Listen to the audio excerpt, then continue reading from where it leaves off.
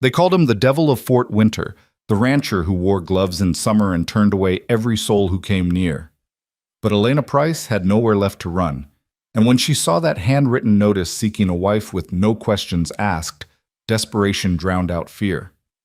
What she discovered beneath Rowan Braddock's buttoned coat would change everything she thought she knew about monsters, miracles, and the thin line between damnation and salvation. Stay with me until the end, and comment your city below so I can see how far this story travels across the world. The Texas sun beat down on Fort Winter like God's own hammer, turning the dusty main street into a shimmering ribbon of heat that made the buildings waver like mirages. Elena Price stood outside Murphy's General Store with 53 cents in her pocket, a carpet bag containing 2 dresses, and her mother's Bible, and absolutely nowhere to go. The stagecoach that had brought her here from Austin had already disappeared back down the road, leaving her stranded in this frontier town that looked like it had been carved from the desert itself and left to weather into something harder than the stone beneath it. She was 24 years old, orphaned 3 months ago when cholera took both her parents within a week of each other, and she'd spent every dollar she had just getting this far west. The boarding house in Austin had given her 1 week's grace before putting her belongings on the street. She'd answered an advertisement for a seamstress position in Fort Winter, only to arrive and discover the shop had burned down 2 weeks prior, and the owner had moved to California without bothering to inform anyone who might have been traveling to take the job. The store owner, a round-faced man named Murphy with kind eyes and calloused hands, had given her a dipper of water and a sympathetic look when she'd asked about other employment opportunities. "Times are hard, miss," he'd said, wiping down his counter with a rag that had seen better days. "Most folks out here are barely scraping by themselves. The saloon's always looking for girls, but—" He'd trailed off, his meaning clear enough in the apologetic set of his shoulders. Elena had thanked him and stepped back outside, her mind spinning through increasingly desperate options. She could try to work as a laundress, though most families did their own washing. She could offer herself as a governess, though frontier families rarely had money for such luxuries. She could— "Excuse me, miss." A woman's voice, soft and hesitant, made Elena turn. The speaker was perhaps 60 years old, with iron-gray hair pulled back in a severe bun and a face lined with the kind of worry that came from carrying other people's burdens. She wore a faded calico dress and an apron dusted with flour. "I couldn't help but overhear your conversation with Mr. Murphy. You're looking for work?" "Yes, ma'am." Elena straightened her spine, trying to project confidence she didn't feel. "I'm a capable seamstress, and I can read and write. I'm willing to work hard at whatever needs doing." The woman glanced over her shoulder, then stepped closer, lowering her voice. "There is one possibility, though I hesitate to mention it. You seem like a decent Christian woman, and I wouldn't want to send you toward—" She paused, seeming to struggle with how to continue. "Well, perhaps you should see for yourself." She gestured toward the store's community board, where various notices were pinned. Advertisements for cattle sales, reward posters for outlaws, announcements of church socials. Among them, written in a bold, angular hand on a piece of paper that looked like it had been torn from a ledger book, was a simple notice. "Seeking wife. Must be of good character. Will provide land, shelter, and protection. No questions asked. Inquiries to Rowan Braddock, Braddock Ranch, 5 miles north." Elena read it twice, her heart doing something complicated in her chest. A mail-order bride arrangement wasn't uncommon on the frontier. She'd heard of dozens of women who'd married men they'd never met, traveling west to build new lives. It was practical, if nothing else. A transaction that benefited both parties. "Mr. Braddock has had that notice up for 3 months, the older woman said quietly. "Not a single woman has responded. You should know why before you consider it." "Tell me," Elena said, though part of her wanted to clap her hands over her ears and walk away. But she had 53 cents and nowhere to sleep tonight. Pride was a luxury she could no longer afford. The woman, who introduced herself as Mrs. Hendricks, the baker's wife, glanced around again before speaking. "Rowan Braddock came to Fort Winter about 5 years ago, bought a big piece of land north of town and set up a cattle ranch. Keeps to himself mostly, comes into town maybe once a month for supplies. But there's something—" She paused, wringing her hands in her apron. "Something wrong about him, miss. He never takes off his coat, even in the middle of summer. wears gloves all the time, never shakes hands, never lets anyone touch him, and his eyes, she shuddered. There's a haunted look in them, like he's seen things that would drive a normal man mad. Perhaps he's just private, Elena offered, though her stomach had tightened into a knot. There's private, and then there's whatever Rowan Braddock is, Mrs. Hendricks said firmly. Last year, Sheriff Collins rode out to his ranch because some cattle had gone missing from a neighboring property. Braddock met him at the property line and told him to turn back. The sheriff insisted on searching the ranch. Whatever Braddock said to him, or showed him, some folks think, made the sheriff ride back to town white as a sheet and shaking like a leaf. He resigned his post the next week and moved his family to Colorado. Wouldn't speak a word about what happened out there. Elena felt the blood drain from her face. You think Mr. Braddock is dangerous? I think he's unnatural, Mrs. Hendricks said bluntly. I think there's a reason he never lets anyone close to him, and I think it's a reason no decent woman should investigate. But she softened slightly, her eyes taking in Elena's worn dress and desperate expression. I also know you're in a bad spot, and I won't pretend there are easy answers. I just wanted you to know what you'd be walking into. Elena looked back at the notice, her mind racing. A dangerous man who wore gloves in summer and drove the sheriff away. A ranch 5 miles from town, isolated and remote. A marriage to a stranger who had something so terrible about him that no woman had responded to his offer in 3 months. On the other hand, land, shelter, and protection. No questions asked about her own past, her own desperation, her own lack of options. How would I get to his ranch? She heard herself ask. Mrs. Hendricks sighed, the sound heavy with resignation and perhaps a touch of respect. There's a livery stable at the end of town. Old Tom, who runs it, makes deliveries out to Braddock Ranch every few weeks. He'll be heading out tomorrow morning. I suppose he could take you along if you're determined. I am, Elena said, surprised by the steadiness in her own voice. Thank you for the warning, Mrs. Hendricks. I appreciate your honesty. The older woman reached out as if to touch Elena's arm, then seemed to think better of it and withdrew her hand. If you change your mind, I can give you a pallet in my kitchen for a few nights while you look for other work. It's not much, but it's safer than— I won't change my mind, Elena interrupted gently. But thank you. You're very kind. She spent that night on Mrs. Hendricks's kitchen floor, lying awake on a thin pallet and staring at the ceiling beams while her mind conjured increasingly horrific explanations for Rowan Braddock's strangeness. Perhaps he was hideously scarred from a fire or an animal attack, too proud to show his disfigurement. Perhaps he was sick with some wasting disease. Perhaps he was simply mad, and the isolation had twisted him into something barely human. Or perhaps, whispered a small, desperate voice in her head, he was just a lonely man who needed help running a ranch and was willing to marry for practical reasons rather than romantic ones. Perhaps the mystery was smaller than the fear surrounding it. She thought of her parents' marriage. Her father had been a bookkeeper, steady and quiet and kind. Her mother had run their home with gentle efficiency, and the two of them had built a life together that was defined more by partnership than passion. They had loved each other, certainly, but it had been the kind of love that grew from mutual respect and daily proximity, not from storybook romance. Perhaps that was all a marriage needed to be.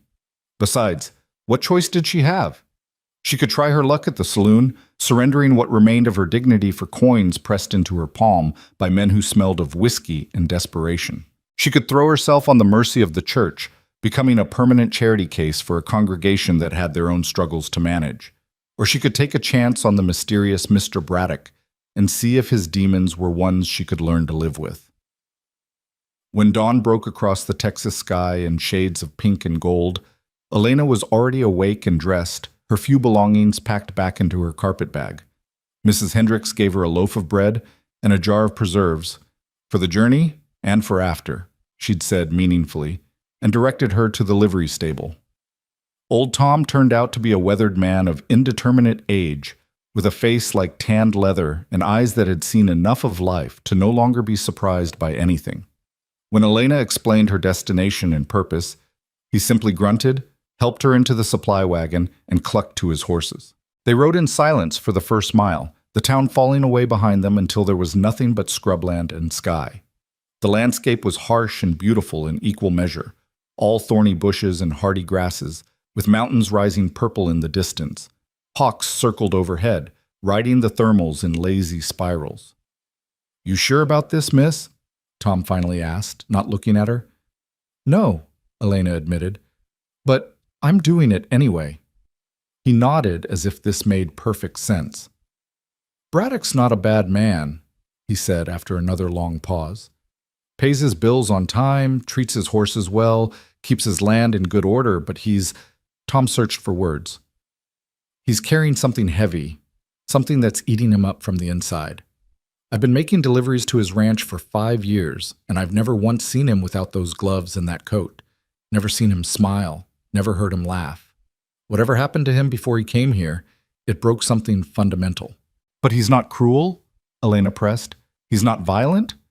"Not that I've ever seen. Keeps to himself mostly. Works his land dawn to dusk, takes care of his cattle, doesn't bother anyone." Tom glanced at her sideways. "But that doesn't mean he's safe, miss. Sometimes the most dangerous folks are the ones who are trying real hard not to be dangerous. Like a wild animal that knows it's got rabies and holes up somewhere to die alone so it won't bite anyone." Elena wrapped her arms around herself despite the growing heat of the day.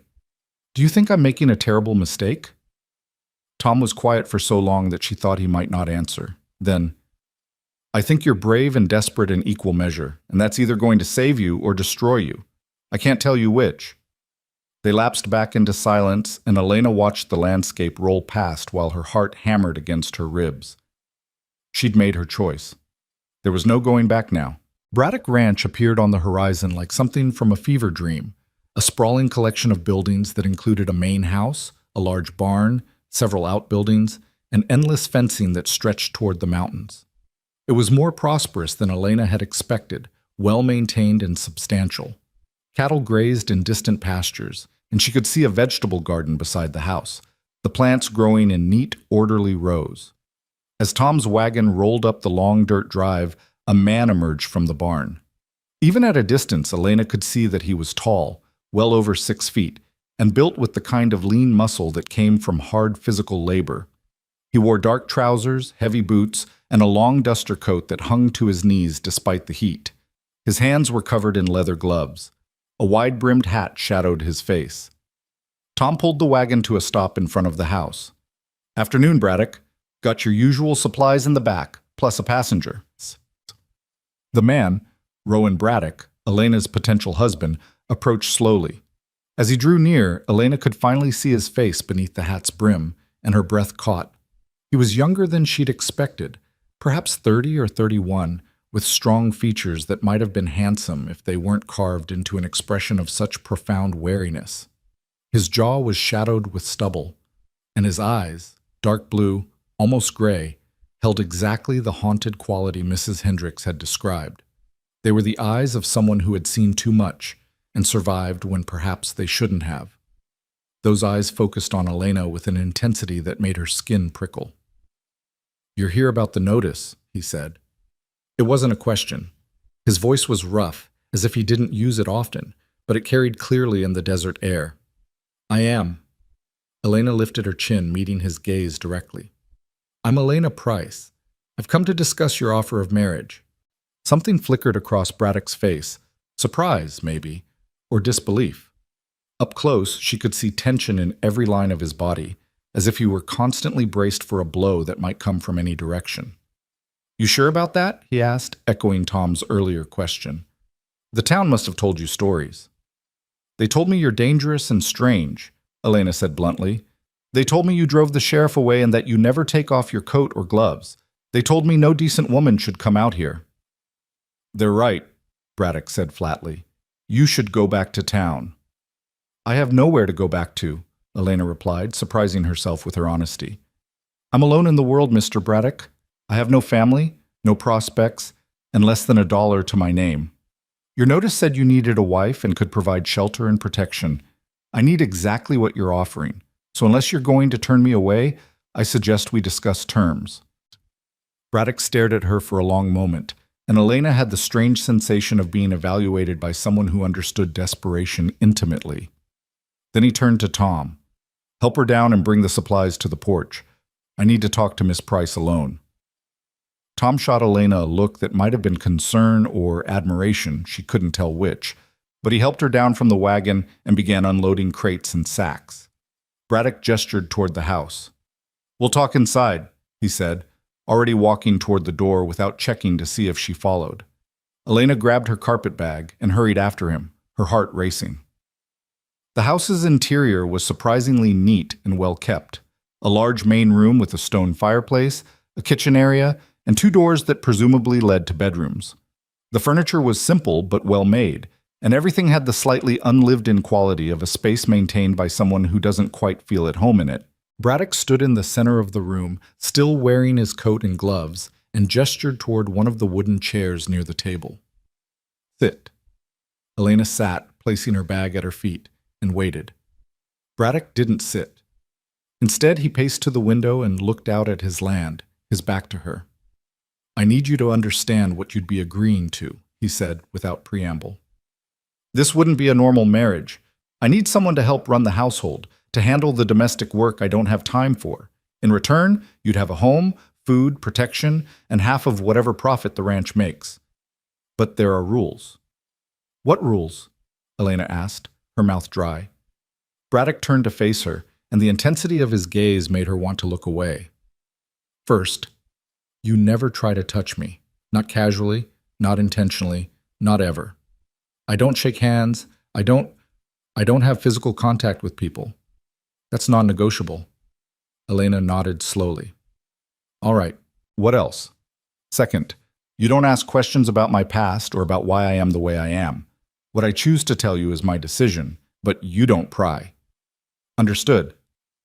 "Third, we'd have separate sleeping arrangements. I'll build an addition to the house, or I'll sleep in the barn. I can't share a bed with anyone." Elena felt heat rise to her cheeks at the implication. "Mr. Braddock, are you saying this would be a marriage in name only?" "I'm saying I can't be what most women want in a husband," Braddock said, his voice dropping to something almost painful to hear. "I can't give you children or affection or any of the normal things that come with marriage. All I can give you is security and a roof over your head. If that's not enough, then you should leave now, and I'll pay Tom to take you back to town." Elena sat very still, processing this. A marriage without intimacy, without touch, without the possibility of children or the kind of partnership her parents had shared. It should have horrified her. It should have sent her running back to the wagon. Instead, she found herself asking, "Why do you need a wife at all, if you want to live like a hermit?" Braddock's laugh was bitter and entirely without humor.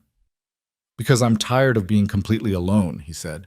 "Because even though there are things I can't do or be, I still want another human being around. Someone to talk to occasionally, someone to share meals with, someone who makes this place feel less like a prison." Is that selfish? Probably, but it's the truth.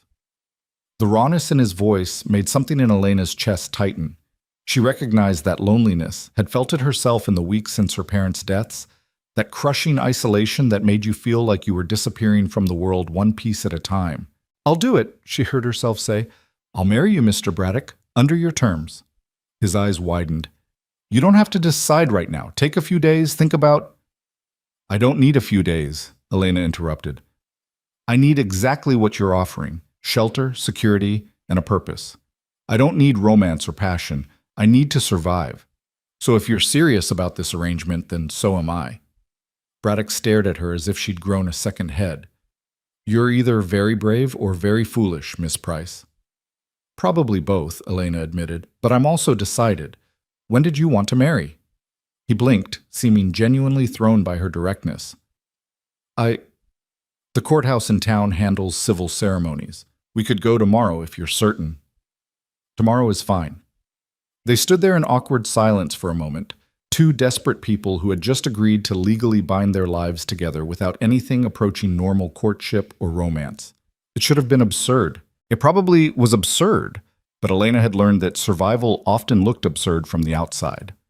"I'll show you to the spare bedroom," Braddock finally said, heading toward one of the doors. "You can settle in today, and we'll head to town first thing in the morning." The room was small but clean, with a narrow bed, a washstand, and a window that looked out over the vegetable garden. Elena set her carpet bag down and turned to find Braddock still standing in the doorway, as if afraid to come any closer. "Thank you," she said softly. I know this arrangement is strange, but I'll do my best to be useful. Something in Braddock's expression shifted, not quite softening, but losing some of its harsh edges. I'm the one who should be thanking you, he said. You're either going to think you've made the biggest mistake of your life, or... He trailed off, shaking his head. I'll leave you to get settled. Dinner's at sunset. He turned to leave, then paused. Without looking back at her, he said quietly, For what it's worth, Miss Price, I promise I'll never hurt you. Whatever else I am, I'm not cruel. And I won't let anyone else hurt you either. Then he was gone, his footsteps heavy on the wooden floor as he left the house entirely, probably heading back to whatever work he'd been doing when they arrived. Elena sank onto the bed and let out a shaky breath. She'd done it. She'd committed to marrying a man she'd met less than an hour ago, a man with secrets dark enough to scare away the sheriff, a man who couldn't or wouldn't touch another human being. Either she'd just saved her own life, or she'd walked willingly into a nightmare. Tomorrow, she would find out which. That evening, Elena sat across from Rowan Braddock at his kitchen table and ate a simple meal of beans, cornbread, and coffee. He'd cooked it himself, competently, if not elaborately, and had served her portion before taking his own seat as far from her as the table allowed. They ate in silence at first, the only sounds the scrape of spoons against tin plates and the whisper of wind against the house. Elena studied him covertly, noting the way he kept his gloves on even while eating, the careful way he held himself as if any relaxation might be dangerous. How long have you been running the ranch alone? She finally asked. 5 years, Braddock said, his voice rough from disuse. Built most of it myself. It's impressive. The land, the buildings, the cattle. You've done well. He shrugged, the gesture dismissive. It's something to do. Keeps me occupied. Elena hesitated, then ventured, You don't have to treat me like I'm made of glass, Mr. Braddock. I know the rules you laid out, and I'll respect them, but we're going to be living in the same house. We might as well learn to have a conversation. Braddock looked up at her, surprise flickering across his face again. Most people are afraid to talk to me. Most people haven't agreed to marry you, Elena pointed out. If I'm going to be your wife, even in the limited sense you've defined, then I need to be able to speak to you without you looking like you're waiting for me to run away screaming. The ghost of something that might have been a smile touched his lips, there and gone so quickly she almost missed it. Fair enough. What do you want to know? What do you do with your time besides work? I read, he said. I have books, and He paused, seeming to choose his words carefully. I've been teaching myself to control certain abilities, things I need to master. Elena's curiosity sharpened, but she remembered his second rule about not asking questions. Instead, she said, I like to read too. My father was a bookkeeper, and he taught me to love books. What do you read? Everything, Braddock admitted. Philosophy, science, history, anything that helps me understand how the world works, how things fit together. They talked cautiously for another hour, trading basic information about their pasts, her childhood in Austin, her parents' deaths, his arrival in Texas 5 years ago. He didn't offer details about what came before that arrival, and Elena didn't push. When the sun began to set, painting the western sky in shades of orange and purple, Braddock stood. I'll sleep in the barn tonight, he said. You can have the house. Mr. Braddock, Rowan, he interrupted. If we're getting married tomorrow, you should probably call me Rowan. Rowan, Elena repeated, the name feeling strange on her tongue. You don't have to sleep in the barn. I won't bother you if you want to stay in your own room. I know, he said quietly. But I need space sometimes. The barn's comfortable enough. I'll see you at dawn. He left before she could protest further, disappearing into the gathering darkness. Elena cleaned up the dinner dishes, exploring the kitchen and taking stock of what supplies the household had. Tomorrow would bring a wedding and a permanent commitment to this strange new life.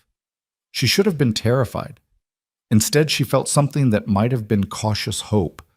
Perhaps they could make this work after all. The courthouse in Fort Winter was a squat adobe building that looked like it had been built to withstand both desert storms and the weight of frontier justice.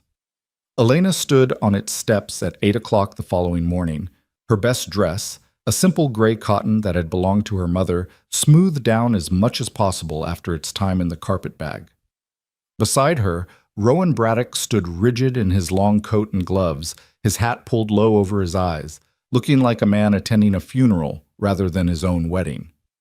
Judge Morrison, a portly man with magnificent white whiskers and kind eyes, had agreed to perform the ceremony with minimal fuss. He'd seen enough frontier marriages to know better than to ask uncomfortable questions about why the groom wore gloves indoors, or why the bride and groom stood 3 feet apart from each other. "Do you, Rowan Braddock, take this woman to be your lawfully wedded wife?" Morrison asked, his voice carrying the practiced rhythm of a man who'd performed this ceremony dozens of times. "I do," Rowan said, his voice steady despite the tension Elena could see in his shoulders. "And do you, Elena Price, take this man to be your lawfully wedded husband?" Elena looked at Rowan, this strange, haunted man who had offered her salvation in exchange for nothing more than companionship and discretion. "I do." "Then by the power vested in me by the state of Texas, I pronounce you man and wife." Morrison closed his book and smiled at them. "You may kiss the bride." The silence that followed was excruciating. Rowan went absolutely still, and Elena saw something like panic flash across his face before he mastered it. "We'll skip that part," she said quickly, saving them both. "Thank you, Judge Morrison." The judge's eyebrows rose slightly, but he simply nodded and handed Rowan the marriage certificate. "Congratulations to you both. May you find happiness together." They signed the register, Rowan's handwriting bold and angular, Elena's more delicate, and walked back out into the morning sunlight as husband and wife. Tom was waiting with the wagon to take them back to the ranch, and Mrs. Hendricks stood nearby with a basket. "I baked you a wedding cake," the older woman said, pressing the basket into Elena's hands. Her eyes were sad and worried. I hope you'll be happy, dear." "Thank you," Elena said, meaning it. "Your kindness has meant more than you know." The ride back to the ranch was even quieter than the ride into town had been. Tom kept his eyes on the road. Rowan stared at the horizon as if it held answers he desperately needed, and Elena clutched the basket of wedding cake and wondered what exactly she'd just done. When they arrived back at the ranch, Rowan helped unload the few supplies they'd purchased in town, carefully avoiding any possibility of his hands touching Elena's, and then stood awkwardly in the yard as if unsure what to do next. "I should get back to work," he finally said. "The cattle need checking, and there's fence that needs mending in the north pasture." "All right," Elena replied. "I'll start getting familiar with the house. Figure out what needs doing." Rowan nodded and turned toward the barn, then paused. "Elena," he said, her name sounding strange in his rough voice. "Thank you for going through with this. I know I'm asking a lot." "We're asking a lot of each other," Elena corrected gently. "But we'll figure it out." He looked like he wanted to say something more, but instead he just nodded again and walked away, his long coat swirling around his legs. Elena watched him disappear into the barn and then carried the basket into the house that was now, legally speaking, her home. Over the following days, they developed a careful rhythm. Rowan rose before dawn and worked the ranch until exhaustion drove him to stop, mending fences, tending cattle, maintaining buildings, doing the endless labor that kept a property this size running. Elena took over the household duties, cooking meals that Rowan ate quickly and silently, washing clothes that he left in a basket by the back door, cleaning rooms that already seemed obsessively neat. They barely spoke beyond practical necessities. "Dinner's ready." "Thank you." "I'm going to town for supplies tomorrow." "I'll make a list." The house felt less like a home and more like a way station where two strangers happened to sleep under the same roof. Elena tried not to feel hurt by the distance. This was what she'd agreed to, after all. But there was something profoundly lonely about living with another person who kept himself so completely walled off. At least when she'd been alone in Austin, her solitude had been honest. This was a different kind of isolation, the kind that came from being near someone who refused to be reached. She learned Rowan's patterns through observation. He never removed his coat or gloves, even when working in the brutal Texas heat. He avoided being indoors during the day when possible, as if the walls pressed too close. He rarely slept more than a few hours, and when he did, it was in the barn, not the house. Sometimes she'd hear him moving around in the middle of the night, pacing, restless, like something caged. 3 weeks into their marriage, Elena woke to the sound of breaking glass. She grabbed her shawl and hurried into the main room to find one of the kitchen windows shattered, a large rock on the floor amid the glass shards. Rowan stood in the doorway in his shirt sleeves, the first time she'd seen him without his coat, staring at the damage with an expression of pure rage. "Stay back," he said sharply when Elena moved to help clean up. "There's glass everywhere." But Elena had already seen what he didn't want her to see. His shirt sleeves were rolled up to his elbows, and even in the dim pre-dawn light, she could see marks on his forearms. Not scars exactly, but something else. Lines that looked almost like writing, flowing symbols that seemed to shimmer faintly silver against his skin. Rowan caught her staring and immediately yanked his sleeves down, his face going white. "I told you not to come in here?" "Someone threw a rock through our window," Elena said, keeping her voice level despite her racing heart. "Who did this?" "Probably kids from town, testing whether the stories are true." Rowan's voice was tight with barely controlled fury. "It happens sometimes. They dare each other to come out here, throw things, try to get a reaction." "That's horrible," Elena said. "You should tell the sheriff." "Oh, wait." She remembered that the sheriff had fled after encountering whatever Rowan kept hidden. "What exactly did you show Sheriff Collins that made him leave town?" Rowan's jaw clenched. "That's the kind of question you promised not to ask." "I promised not to pry into your past," Elena countered. "But this is affecting our present. Someone just vandalized our home. I think I have a right to understand why." They stood on opposite sides of the glass-strewn kitchen, the broken window letting in the cool morning air, and Elena saw Rowan wrestling with something. Fear and anger and something else, maybe a desperate kind of longing to tell the truth. "If I show you," he finally said, his voice barely above a whisper, "you'll leave. Everyone leaves." "I'm your wife," Elena said. "Legally bound to you. I have nowhere else to go, remember? And I'm not some easily frightened girl. I've seen death and poverty and desperation. Whatever you're hiding can't be worse than what I've already survived." Rowan laughed, the sound bitter and broken. "You'd be surprised." But he rolled up his left sleeve anyway, slowly, revealing the full extent of the markings Elena had glimpsed earlier. They covered his entire forearm in intricate patterns that looked like a cross between writing and artwork. Symbols she didn't recognize, flowing into each other in designs that seemed to move slightly when she looked at them directly. They were beautiful and unsettling in equal measure, glowing with that faint silver luminescence that seemed to come from beneath his skin rather than on it. "They go everywhere," Rowan said, his voice empty of emotion. "My arms, my chest, my back, my legs. Every inch of me marked with symbols I didn't choose and don't fully understand." Elena stepped closer, carefully avoiding the broken glass, drawn by horrified fascination. "How did this happen?" 6 years ago, I was working on a cattle drive in northern Mexico," Rowan said, staring at his own arm as if it belonged to someone else.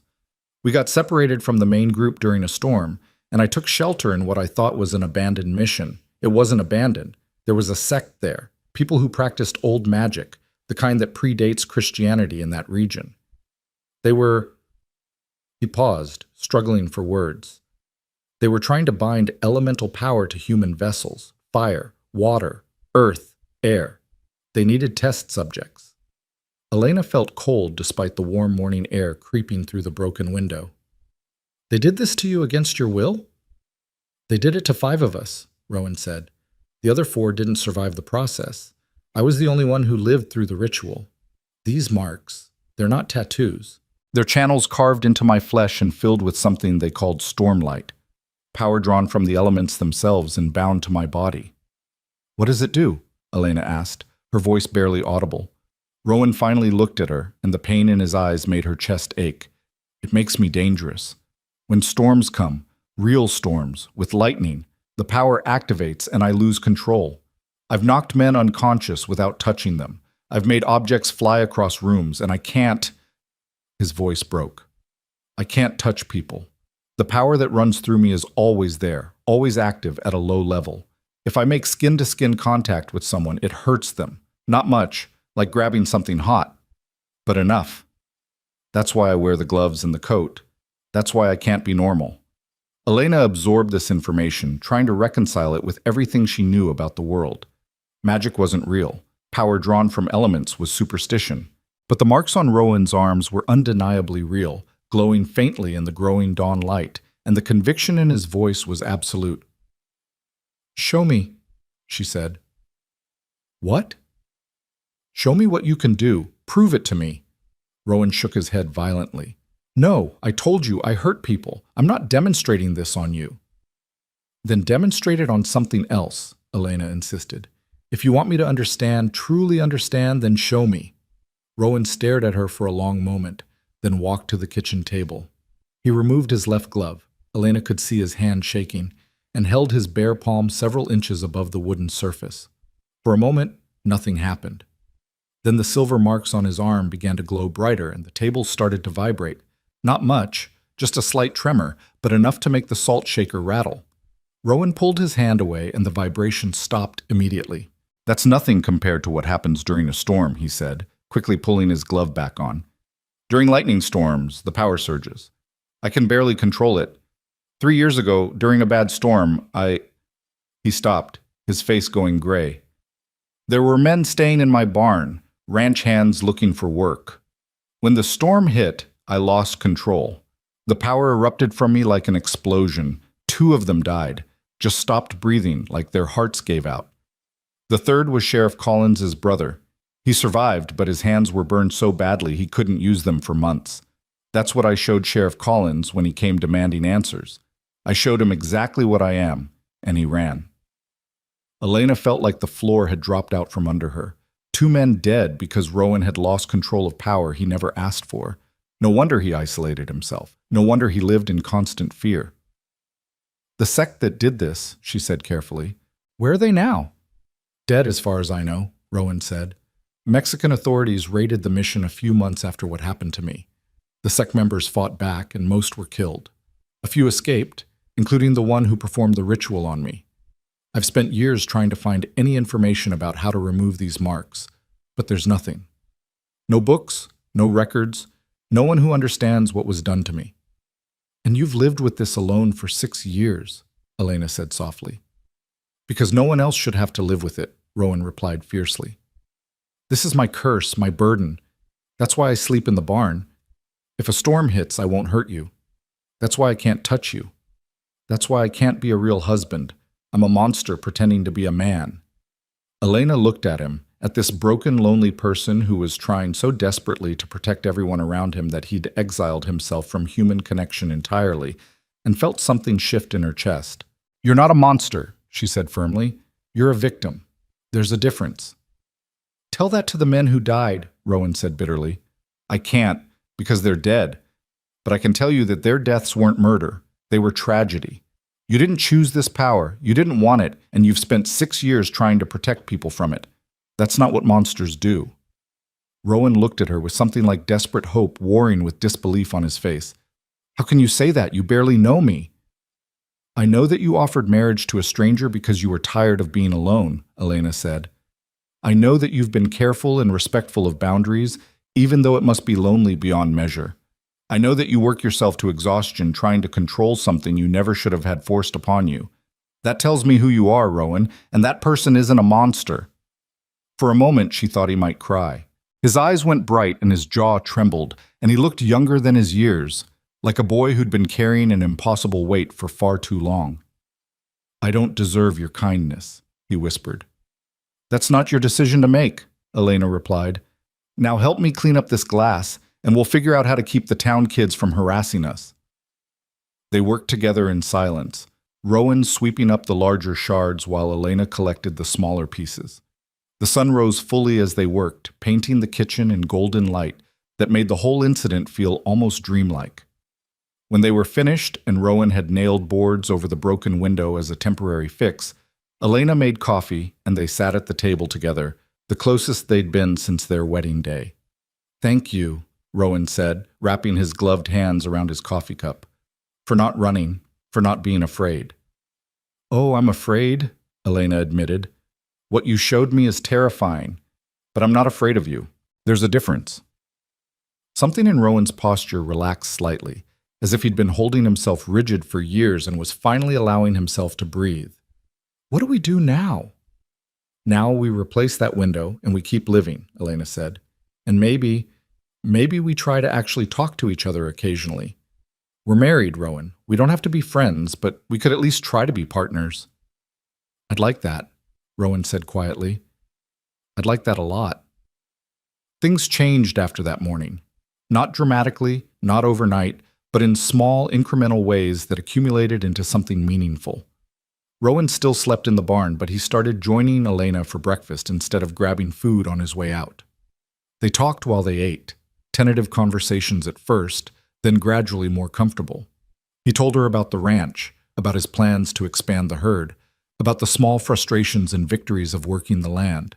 She told him about her parents, about the books she'd loved as a child, about the dreams she'd once had of becoming a teacher. Elena started leaving things for him. A coat she'd mended without being asked, a lunch packed for days when he'd be working far pastures, a book she thought he might enjoy placed on his workshop table in the barn. Rowan, in turn, began small gestures of his own. He fixed the squeaky hinge on her bedroom door. He brought her wildflowers from the far fields, awkwardly presenting them without explanation. He carved her a better clothespin holder when he noticed hers was falling apart. They were building something, Elena realized. Not romance, not passion, but something perhaps more rare. Genuine partnership founded on honesty and mutual respect. They were two damaged people learning to exist in the same space without hurting each other, and there was a quiet beauty in that. 6 weeks after their wedding, Elena was hanging laundry when she heard hoofbeats approaching. She turned to see 3 riders coming up the drive, rough-looking men with hard eyes and guns on their hips. Fear spiked through her, but before she could run to the house, Rowan appeared from the barn, moving to intercept them. "This is private property," Rowan called out, his voice carrying clear authority. "State your business or turn around." The lead rider, a man with a scarred face and a cruel smile, spat tobacco juice onto the ground. "Heard you got yourself a wife, Braddock. Wanted to see if she was as desperate as the rumors say." Elena saw Rowan's hands clench into fists, saw the tension that meant he was fighting for control. She moved before she could think better of it, walking to stand beside her husband even though fear made her legs weak. "I'm Elena Braddock," she said, her voice steadier than she felt. "And yes, I'm Rowan's wife. Now, unless you have legitimate business here, I suggest you leave before we have a problem." The scarred man laughed. "You hear that, boys? Little lady's got spirit. Wonder how long that'll last once she figures out what she married into." "One more word," Rowan said, his voice dropping to something dangerous, "and you'll regret it." "You threatening us, Braddock?" The man's hand drifted toward his gun. "Because I don't think you want to do that. We know what you are. We know about Mexico. Be a shame if word got out that there's a killer living among decent folks." Elena felt Rowan go absolutely rigid beside her. The air itself seemed to change, taking on a quality she couldn't name, like the pressure before a storm. The marks beneath his clothes must be glowing, she realized. He was losing control. "Rowan," she said quietly, urgently. "Don't. They're not worth it." "Listen to your wife," the scarred man taunted. "Keep your devil tricks to yourself." But Elena saw what the riders didn't.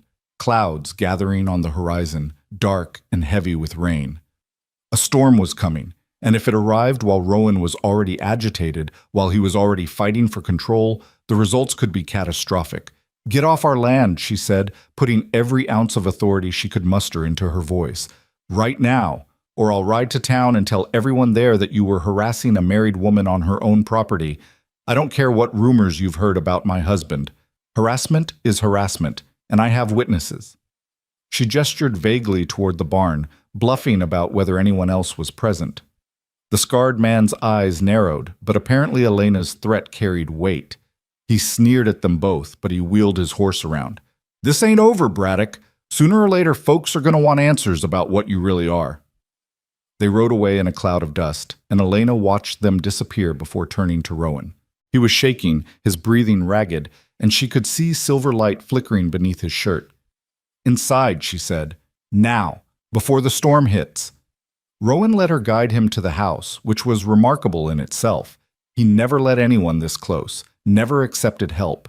But he was clearly losing the battle for control, and when thunder rumbled in the distance, he made a sound of pure pain. "You need to leave," he gasped as they reached the house. "Get to town. Stay with Mrs. Hendricks. This is going to be bad." "I'm not leaving you," Elena said firmly. She'd seen enough now to understand what was coming, Rowan writhing in agony while power he couldn't control surged through him, alone and terrified in his own barn. "Tell me what to do. Tell me how to help." "You can't," Rowan said, but his voice was weakening. "No one can. Just stay away from me." The storm rolled in fast, the way desert storms did, bringing wind that howled around the house and rain that lashed against the windows. Lightning cracked across the sky, and Rowan collapsed to his knees with a cry of agony. Elena watched in horror as the marks on his arms began glowing through his shirt, bright silver light that pulsed with each lightning strike. "Rowan," she said helplessly, wanting to touch him, to comfort him, but knowing she couldn't. The air around him was practically crackling with energy now, and she could feel the hair on her arms standing on end. "Get back," Rowan groaned, curling in on himself. "Please, Elena, I don't want to hurt you." But watching him suffer alone felt impossible. They'd built something together over these weeks. Not love, maybe, but trust. Partnership. The beginning of genuine care. She couldn't just stand here and do nothing. Lightning struck somewhere close, probably one of the fence posts, and Rowan screamed. The silver marks were blazing now, visible even through his clothes, and objects around the room started to shake. A tin cup flew off the table and clattered against the wall. The windows rattled in their frames. Elena made a decision that was either very brave or very stupid. She dropped to her knees beside Rowan, not touching him, but close enough that he could feel her presence, and started talking. "Listen to my voice," she said, making her tone as calm and steady as possible, even though her heart was racing. "You're not in Mexico. You're home. You're safe. This storm will pass, just like all the others have. You've survived this before, Rowan. You can survive it again." "Can't," he gasped. "Too strong. Going to lose control." "No," Elena said firmly. "No, you're not. Because I'm here, and I'm not going to let you. You're stronger than this power, Rowan. You've been fighting it for 6 years, and you're still fighting. Don't stop now." She kept talking, kept her voice steady, kept herself present without touching. And slowly, so slowly, she saw Rowan's breathing begin to even out. The silver glow didn't fade, but it stopped growing brighter. The shaking object settled. He was still clearly in pain, still struggling, but he wasn't losing control. "That's it," Elena encouraged. "You're doing it. Stay with me. Focus on my voice, not the storm." Thunder crashed overhead, and Rowan flinched but didn't scream. His hands were braced against the floor, gloved fingers digging into the wood, and Elena could see him fighting with everything he had to stay present, stay controlled. "Tell me about the ranch," she said, grasping for anything that might help. "Tell me about your plans for the cattle." "What?" Rowan's voice was strangled. "Your plans," Elena repeated. "You said you wanted to expand the herd.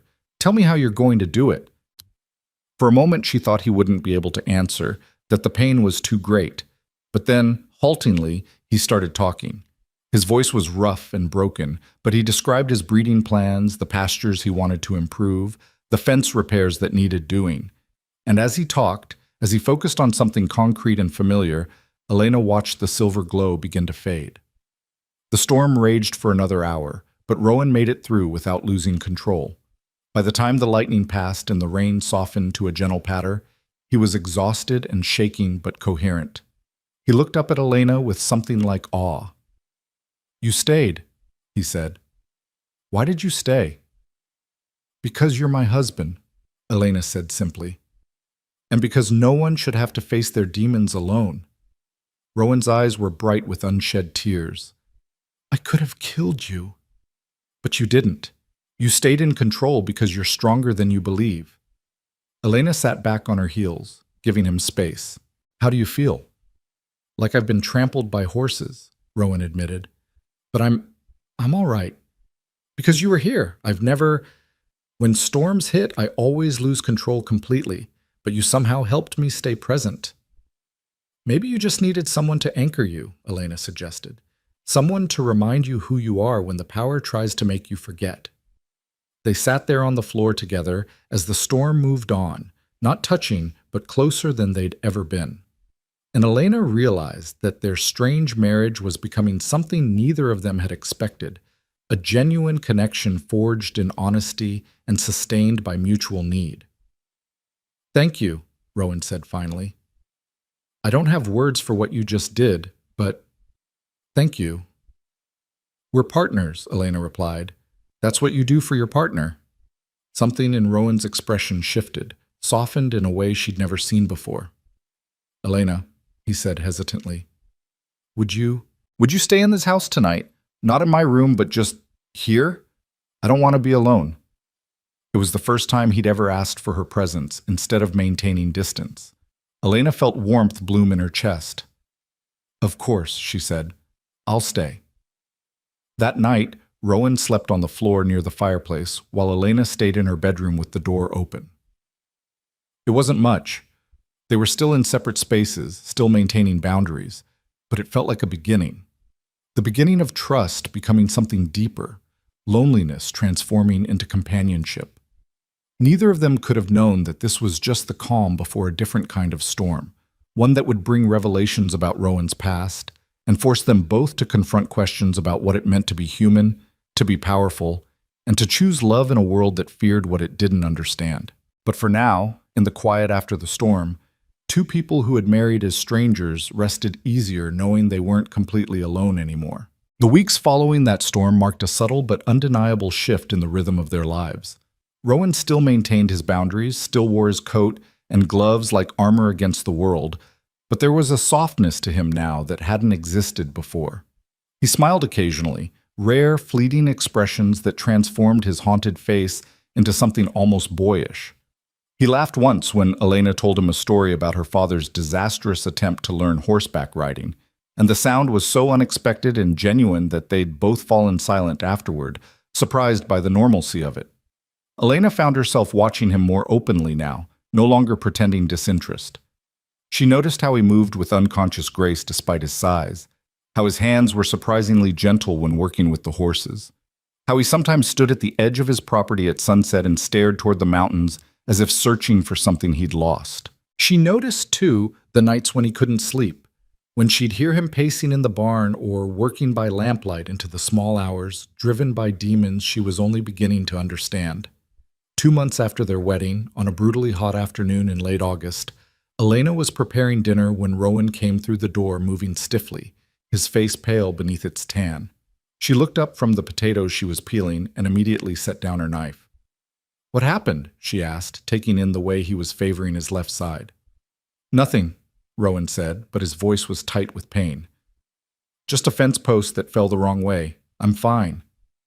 "You're not fine. You can barely stand up straight." Elena wiped her hands on her apron and moved toward him. "Let me see." "No," Rowan said sharply, backing away.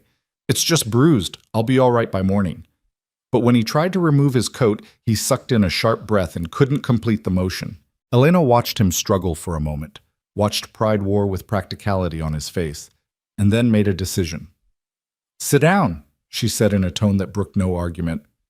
"Right now, Rowan, if you've cracked a rib or done serious damage, you need to know.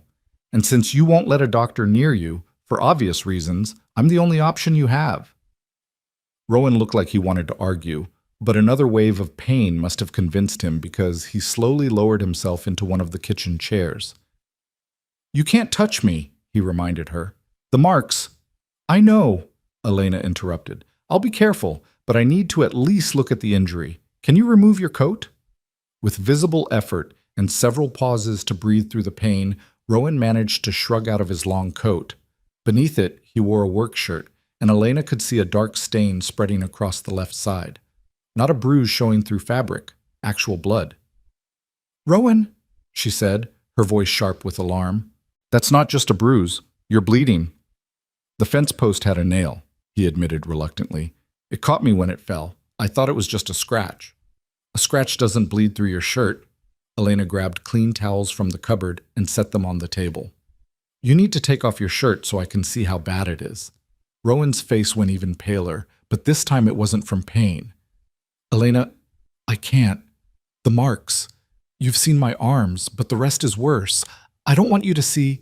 I don't care about the marks, Elena said firmly. I care about whether you're going to bleed out in my kitchen because you're too proud to accept help. Now either you remove that shirt or I'll cut it off with my sewing scissors. For a long moment they stared at each other, wills clashing. Then Rowan's shoulders sagged in defeat. Turn around, he said quietly. Please, just give me a moment. Elena turned to face the window, giving him privacy, and heard the rustle of fabric as he removed his shirt. When he spoke again, his voice was barely audible.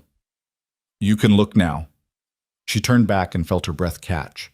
The marks on his arms had been shocking enough, but seeing the full extent of what had been done to him was something else entirely. The silver symbols covered every inch of his torso, spreading across his chest and shoulders, flowing down his sides, wrapping around his back in intricate patterns that seemed to pulse faintly with their own light. They were beautiful in a terrible way, like someone had turned his body into an unwilling canvas for art that was never meant to exist. But Elena forced herself to look past the marks to the injury itself. A deep gash along his left ribs, still bleeding sluggishly, surrounded by already darkening bruises. It needed stitching, and soon.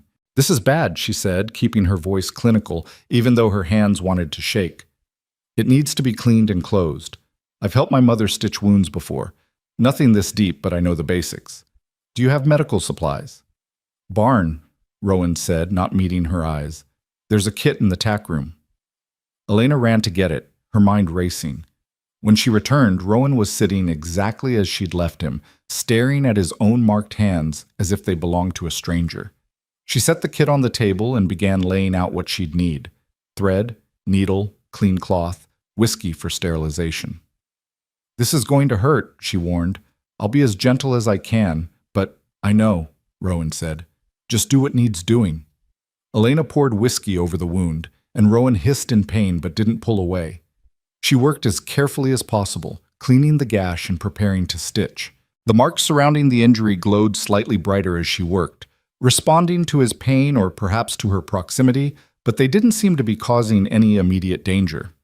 Why do they glow brighter sometimes? She asked, trying to distract him as she began the first stitch. Rowan's jaw clenched, but he answered. They respond to emotion, fear, anger, pain. Anything intense makes them activate. During storms, the activation is involuntary and overwhelming. The rest of the time, I can usually keep them suppressed, but it takes constant effort. That must be exhausting, Elena said, pulling the thread through and starting the next stitch, living every moment trying to control something that shouldn't be inside you. You have no idea, Rowan said, and there was such profound weariness in his voice that Elena's heart ached. Sometimes I dream about what it would be like to just let go. Stop fighting, but I can't. The moment I stop trying to control it, people get hurt. Elena worked in silence for a moment, focusing on making each stitch neat and even despite her trembling hands. She was acutely aware of how close she was to him, close enough to feel the heat radiating from his marked skin, close enough to see the way the silver patterns seemed to flow like water beneath the surface, close enough to touch, if she dared. Have you ever tried to understand the marks? She asked. To learn what they say or mean? They're not any language I recognize, Rowan replied. I've looked through every book I could find on ancient languages, tribal symbols, religious iconography. Nothing matches. It's like whoever carved these into me invented their own system, or drew from something so old it's been forgotten. The sect members who survived, Elena said carefully, starting another stitch. Did you ever try to find them, to force them to explain? Rowan was quiet for so long that Elena thought he wouldn't answer. When he finally spoke, his voice was hollow. I spent 2 years tracking down every lead, chasing every rumor. Found one of them in a village near Guatemala. He laughed when he saw me, said I should feel honored to be chosen as a vessel for divine power. When I demanded he remove the marks, he said it was impossible, that the ritual binds the power to the soul, not just the body. Removing the marks would mean removing my life along with them. Elena's hands stilled. That can't be true. There has to be a way. Maybe, Rowan said, but I never got to ask him anything else. The villagers found out what he was, what his sect had done. They killed him before I could stop them, beat him to death in the street while I watched. I'm sorry, Elena said softly, resuming her stitching. I'm not, Rowan said, and there was something dark in his voice. He deserved worse for what he did to me and the others, but his death meant losing the only person who might have had answers. After that, I gave up searching, came to Texas, bought this land, tried to build something resembling a life while keeping everyone at a safe distance. Elena tied off the last stitch and stepped back to examine her work. It wasn't perfect, but it was solid. The wound would heal, given time and care. Until I showed up and wouldn't stay at a safe distance, she said.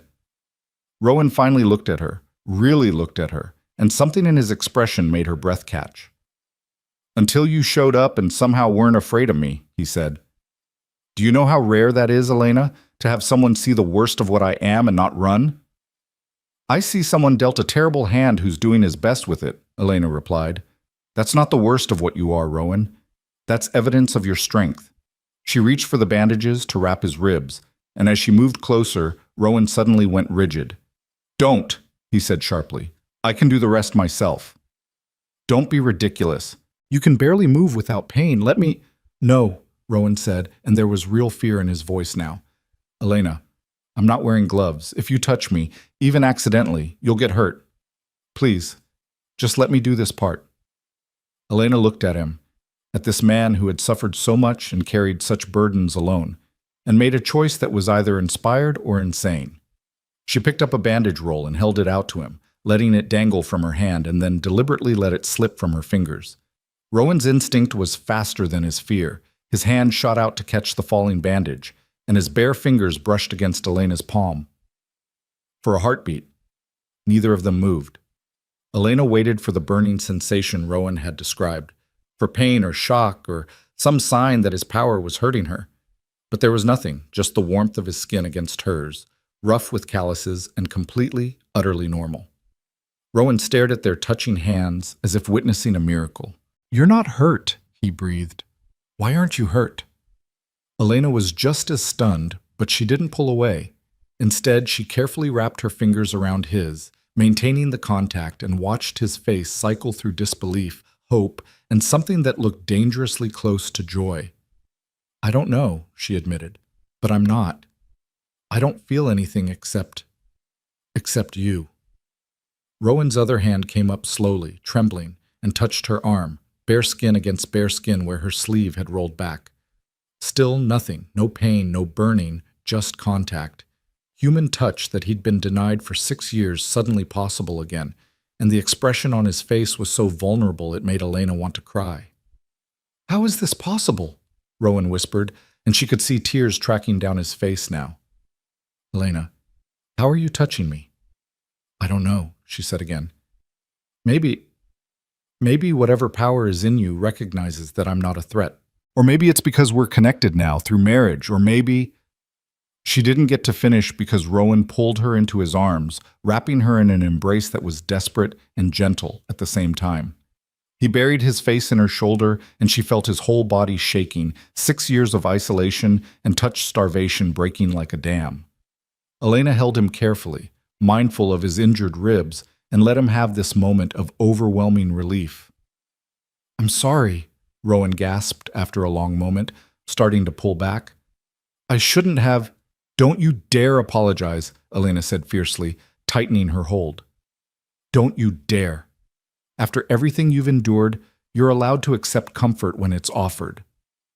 They stood like that for several minutes, Rowan slowly coming back to himself while Elena provided the anchor he so desperately needed. When he finally pulled back, his eyes were red but clearer than she'd ever seen them. Thank you, he said hoarsely. I don't have words for what this means, to be able to touch someone without hurting them, to touch you. Elena felt heat rise to her cheeks at the way he said you, with such profound gratitude and something else she wasn't ready to name. We should finish bandaging your ribs, she said, trying to ground them both back in practicality. And you need to rest. That injury is serious. Rowan nodded, But he was looking at his hands like they were new to him, flexing his fingers and staring at the marks that covered them. 6 years, he said wonderingly. 6 years of not being able to touch anyone. And suddenly, with you, it's possible. There has to be a reason. Maybe the reason doesn't matter as much as the fact itself, Elena suggested, carefully wrapping the bandage around his torso. She tried to ignore how intimate this felt, her hands on his bare, marked skin, the warmth of him beneath her fingers. Maybe sometimes miracles happen without explanations. Or curses find their exceptions, Rowan countered, but there was no bitterness in his voice now. Just wonder. They finished the bandaging in silence, and Elena helped Rowan into a clean shirt, the marks still visible in flashes as the fabric moved over them. He was exhausted from the injury and the emotional weight of what had just happened, and Elena insisted he rest on the settee in the main room rather than trying to make it to the barn. "Stay," he said as she turned to leave him to sleep. "Please, just sit with me for a while." So Elena pulled a chair close and sat, and Rowan reached out to take her hand, marveling at the simple act of holding someone's hand without gloves between them, and fell asleep like that. Elena watched him rest, his face finally peaceful, and tried to process what had happened. The marks on his body held power that hurt others, but somehow didn't hurt her. It was impossible, illogical, and yet undeniably real. She thought about what Rowan had said, that the ritual bound power to the soul. Perhaps that meant the power itself had some kind of consciousness or instinct. Perhaps it could distinguish between threat and safety, between stranger and what? Wife? Partner? Something more? Elena didn't know, but as she sat there holding the hand of the man she'd married out of desperation and necessity, she realized their arrangement had transformed into something neither of them had anticipated. This wasn't just a practical marriage anymore. This was two people genuinely beginning to care for each other, building connection in the spaces between loneliness and hope. She fell asleep in the chair, their hands still joined, and when she woke several hours later to find Rowan watching her with an expression of such tender gratitude, she knew with absolute certainty that their lives had just become infinitely more complicated. Over the following days, they explored this new possibility with the tentative wonder of children discovering something precious. Rowan could touch Elena's hand, her arm, her shoulder. Any contact they tested resulted in nothing but normal human warmth. It was only with Elena, they discovered. When old Tom came by with supplies and Rowan forgot himself enough to help unload without gloves, the old man yelped and pulled back from even the briefest contact, complaining of a sharp burning sensation. "It's specifically you," Rowan said that evening as they sat together after dinner, his bare hand resting on the table next to hers. Not quite touching, but close enough that she could feel the warmth radiating from his skin. "No one else, just you." "Does that frighten you?" Elena asked. Rowan considered the question seriously. "It should," he admitted. "It's another variable in a situation I don't understand and can't control. But honestly, it feels more like hope than fear. Like maybe I'm not completely cursed. Like maybe there's a reason you came to this ranch when you did." "Fate," Elena suggested with a small smile. "I don't know if I believe in fate," Rowan said, "but I believe in you. In this, whatever this is becoming." Elena felt something flutter in her chest at those words. Their marriage had started as a transaction, but somewhere along the way it had become something real. She cared about this damaged, complicated man who was trying so hard to be more than his worst moments. She cared about his pain and his hope, and the way he looked at her like she was the first good thing that had happened to him in years. "I believe in it too," she said quietly, and finally closed the small distance between their hands, linking her fingers with his. They sat like that as the sun set, two people learning to trust in impossible things. But the world had a way of intruding on private miracles, and 3 weeks later, that intrusion came in the form of hoofbeats and official voices demanding attention. Elena was collecting eggs from the chicken coop when she heard the riders approaching. Multiple horses, moving fast, and when she straightened to look, her heart sank. 6 men, all armed, led by a 7th wearing a badge that caught the afternoon light, a federal marshal, and behind him, men who had the hard look of either deputies or hired guns. Rowan emerged from the barn, and Elena saw him assess the situation in an instant.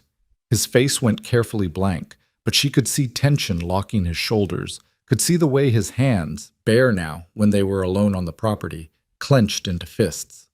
"Rowan Braddock?" the marshal called out, his voice carrying clear authority. He was a lean man with gray hair and cold eyes, someone who'd spent a lifetime enforcing laws in hard places. "That's me," Rowan said, positioning himself between the riders and Elena. "What's this about?" The marshal dismounted, his men following suit, creating a semicircle that was clearly designed to intimidate.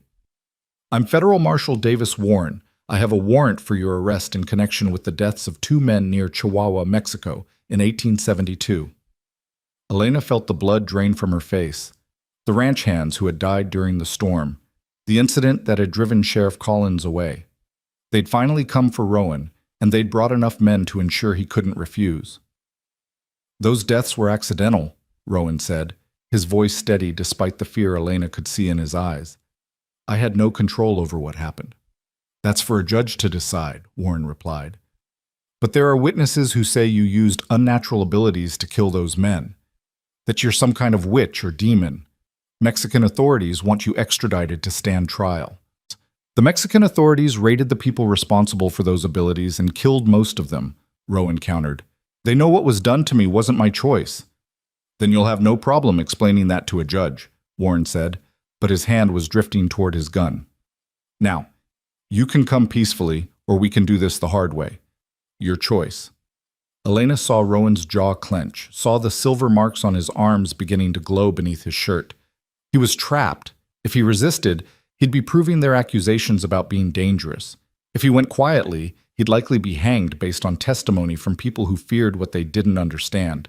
Either way, he was looking at death. "Give us a moment," Elena said, surprised by the firmness in her own voice. She moved to Rowan's side, deliberately taking his hand.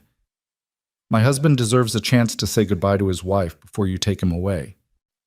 Warren's eyes narrowed at their joined hands, at the fact that Elena was touching Rowan's bare skin without flinching. "You sure you want to be touching him, ma'am? Word is he burns anyone he makes contact with." "Word is often wrong," Elena replied coolly. "And I'm not asking permission, Marshal. I'm informing you of what's happening. Give us 2 minutes." Warren hesitated, then nodded curtly. 2 minutes. My men will be watching." Elena pulled Rowan toward the house, feeling him trembling beneath her touch. Once inside, she turned to face him and saw barely controlled panic in his eyes. "They're going to kill me," he said flatly. "If not here, then in Mexico. There's no trial that ends with me walking free." "Then don't let them take you," Elena said urgently. "Fight. I've seen what you can do." "I can't," Rowan said desperately. "Don't you understand? If I use the power against them, I'm confirming everything they're afraid of. I become the monster they think I am. And even if I could bring myself to hurt them, which I can't, Elena, I swore I'd never use this power to harm anyone again. What then? I'd be a fugitive forever. They'd hunt me to the ends of the earth." "So what's the alternative?" Elena demanded. "You just surrender? Let them hang you for something that wasn't your fault?" Rowan cupped her face in his hands, a gesture that would have been impossible just weeks ago, and the intimacy of it made her eyes burn with unshed tears. "The alternative is that you stay here and run this ranch, that you live the life we were starting to build, that you—" "No," Elena said fiercely. "No, I won't accept that. We'll figure something out. We'll find a lawyer. We'll present evidence. We'll—" The door burst open and 2 of Warren's men entered, guns drawn. "Time's up," one of them said. "Braddock, you need to come now." Rowan looked at Elena one last time, his eyes full of 100 things he didn't have time to say. Then he turned to face the deputies. "I'm coming. Don't point those guns at my wife." They walked outside to where Warren and the rest of the men waited. The marshal had handcuffs ready, heavy iron that looked like they'd been designed for dangerous prisoners. And as he approached Rowan, Elena saw her husband's whole body tense. "Those won't be necessary," Rowan said. "I'm not resisting." "Can't take that chance," Warren replied, reaching for Rowan's wrists. The moment the iron touched Rowan's skin, everything went wrong. The marks on his arms blazed suddenly brilliant, light pouring through his shirt like lightning contained in flesh. Rowan screamed, not in anger but in agony, and the power that he'd been suppressing for weeks erupted outward in a wave of invisible force. The deputies were thrown backward as if struck by a massive hand. Horses reared and screamed.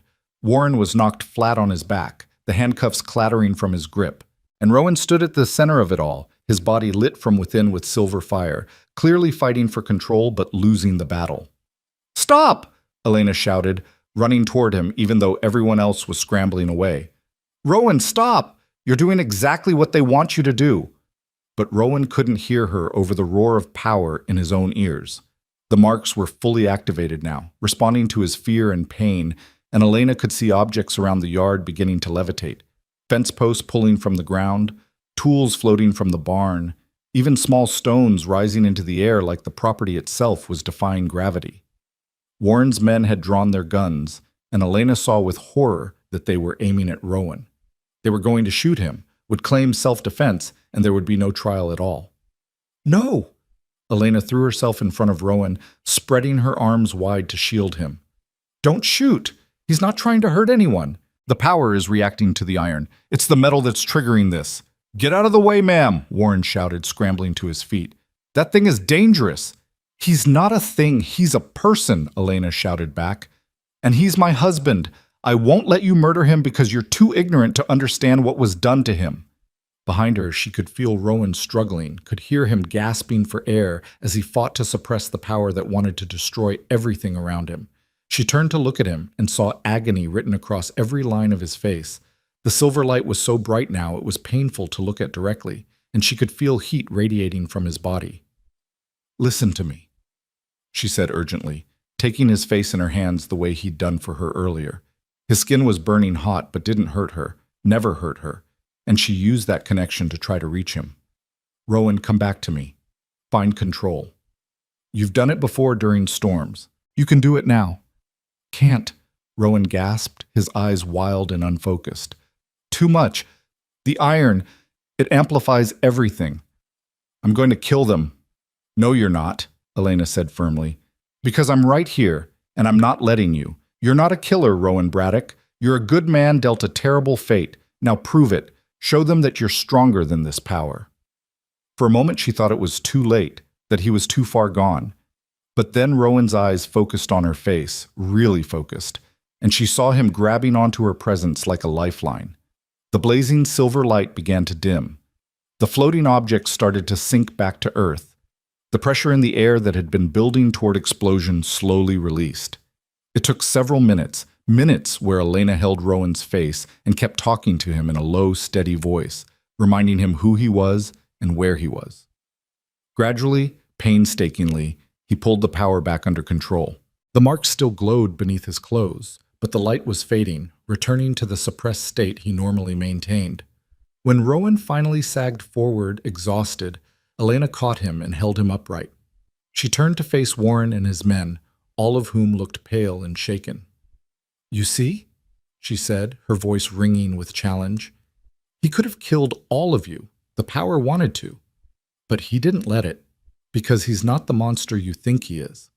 Warren stood slowly, his hand still on his gun, clearly not sure whether to be impressed or terrified. "That just proves he's dangerous," he said. "Maybe more dangerous than we thought. We're taking him in." "You can't," said a new voice. Everyone turned to see two riders approaching from the direction of town. People Elena hadn't noticed in all the chaos. As they drew closer, she felt Rowan stiffen in her arms. The newcomers were a man and a woman, both dressed in traveling clothes, both with the kind of weathered faces that spoke of hard living. And when they dismounted, Elena saw with shock that the man's hands bore the same silver markings that covered Rowan's body. The woman had them too, visible on her neck and disappearing under her collar. "Who the hell are you?" Warren demanded, his patience clearly exhausted. The marked man smiled, and there was something dangerous in the expression. "We're people like him," he said, nodding toward Rowan. "Survivors of the same sect, same ritual. And we're here to tell you that Rowan Braddock isn't guilty of murder. He's a victim who is fighting back against the people who did this to him." The silence that followed stretched like wire pulled taut, ready to snap. Elena felt Rowan go rigid against her, his exhaustion momentarily forgotten as he stared at the two marked strangers who had appeared like an answer to a prayer she hadn't known how to pray. The woman was perhaps 40, with dark hair streaked with premature gray and eyes that held the same haunted quality as Rowan's. The man was younger, maybe 35, with broad shoulders and hands that trembled slightly as they hung at his sides, hands covered in those same impossible silver symbols. Marshal Warren recovered first, his hand tightening on his gun even as confusion clouded his features. "I don't care who you claim to be," he said, his voice hard. "I have a warrant for Rowan Braddock's arrest, and I'm executing it. The rest of you need to step aside before I charge you with obstruction." "You can't arrest a man for defending himself," the marked woman said, her voice carrying an authority that made even Warren hesitate. She reached into her saddlebag and pulled out a thick envelope, its seal already broken. "This is a gubernatorial pardon for Rowan Braddock, signed by the governor of Texas 3 days ago. We've been riding hard to get here before you did, Marshal, but it seems we only just made it." Warren's face darkened with suspicion. "That's impossible. I received my orders from officials who didn't know the full story," the woman interrupted. She walked forward, holding out the envelope. "Read it yourself.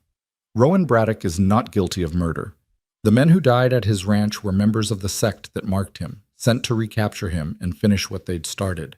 He fought back, and the power he can't fully control killed them. Self-defense, Marshal, not murder." Elena felt the world tilt sideways. "That's not true," she said, her voice barely above a whisper. "Rowan told me they were ranch hands looking for work, that he lost control during a storm, and that's what he believed," the marked man said gently, looking at Rowan with something like pity. "That's what they wanted him to believe. But we've spent the last 4 years tracking down every member of that sect we could find, piecing together what really happened. Those men were sent specifically to your ranch, Rowan. They drugged your water supply to weaken your control, then waited for a storm to trigger a full manifestation. They were going to take you back to whatever hole they'd crawled into and use you for their rituals again." Rowan made a sound that might have been a sob or a laugh, hollow and broken. "You're saying I didn't kill innocent men?" "You killed men who were trying to kidnap and torture you," the woman said firmly. "Men who were complicit in everything that sect did. Sheriff Collins's brother was one of them. That's why the sheriff ran. He knew his brother was involved with dark magic and didn't want anyone looking too closely at the family connections." Warren was reading the pardon now, his expression shifting from suspicion to reluctant acceptance. "This has the governor's seal," he admitted, "and it's countersigned by a federal judge in Austin, but that doesn't explain why you two are here or why you care about Braddock." The marked woman smiled, though there was no humor in it. "My name is Sarah Blackwood. This is James Chen. We were marked by the same sect, same ritual, but we escaped before they could complete their plans for us. We've been hunting down the remaining sect members ever since, trying to free others who were taken and gathering evidence about what was done to us. When we heard a federal marshal had been dispatched to arrest Rowan, we knew we had to intervene." "There are more of you?" Elena asked, her mind struggling to process this flood of new information. "More people marked like Rowan?" "7 that we know of," James said. 3 of the others didn't survive long after the marking. The power consumed them before they learned control. But there are 4 of us now, including Rowan, who've managed to survive and build some kind of life." Sarah stepped closer to where Elena still held Rowan, close enough that Elena could see the marks on her neck pulsing faintly with silver light. "We heard rumors about you months ago," she said to Rowan. "A man in Texas with storm powers who never showed his skin. We've been trying to find you for 2 years, but you covered your tracks well." "I wasn't trying to be found," Rowan said, his voice raw. "I was trying to disappear." "We know," James said. "We all felt that way at first, but Sarah and I learned that isolation makes the power stronger. Having connections, having people who understand what you're carrying, that makes control possible. That's why we came. To tell you you're not alone, and to help you master what's inside you before it destroys you." Warren cleared his throat, uncomfortable with the direction the conversation had taken. "This pardon says Braddock's cleared of all charges related to the deaths in 72, he said slowly, "and it orders me to provide protection if needed, but I'm not sure what I'm supposed to be protecting him from at this point." "From the 3 sect members we know are still alive," Sarah said bluntly. They've been careful, staying hidden, but we have reason to believe they're planning something. The ritual they performed on us was supposed to create vessels for elemental gods. That was their theology, anyway. They think if they can gather all the marked ones and complete some kind of final ceremony, they can achieve immortality or divine power or whatever insanity they believe in. That's the craziest thing I've ever heard, Warren said flatly. And I've heard some crazy things in my time as a lawman. It doesn't matter if it's crazy, James countered. What matters is they believe it, and they've already proven they're willing to kidnap and torture people to make it happen. Rowan's not safe as long as they're alive. None of us are. Elena felt Rowan's weight shifting as he straightened, finding his strength despite the exhaustion that had nearly dropped him moments ago. Why now? He asked Sarah and James. Why show up today specifically? Because one of the surviving sect members was spotted in San Antonio 2 weeks ago, Sarah said grimly. A man named Castellan, their former high priest. We think he's tracking you, and when we heard the marshal had been dispatched, we feared it might be a setup, that Castellan had somehow influenced the warrant to flush you out or get you into a vulnerable position. Warren's face darkened at the suggestion that he might be an unwitting pawn in someone else's game. I received my orders through proper channels, he said defensively. Federal judge in Austin, like I said. And how did that judge hear about the case? Sarah asked. Who brought it to his attention after all these years? Warren opened his mouth, then closed it, clearly running through the chain of events that had led him here. Anonymous tip, he finally admitted. Letter with detailed information about Braddock's location and the incident in 72, signed by someone claiming to be a witness. Castellan, James said with certainty. He was trying to force Rowan into a confrontation where he'd have to use his powers in front of authorities, probably hoping he'd be killed in the process. The sect spent years trying to eliminate the vessels they can't control or recapture. This is all very interesting, Warren said, his patience clearly wearing thin. But I need something more than stories about cults and magic to justify what just happened here. I have deputies who were thrown through the air by invisible force, and I need to know whether Braddock's a danger to the public. He's not, Elena said firmly, surprising herself with the vehemence in her voice. He spent 6 years learning control, never hurting anyone except in self-defense, keeping himself isolated to protect others.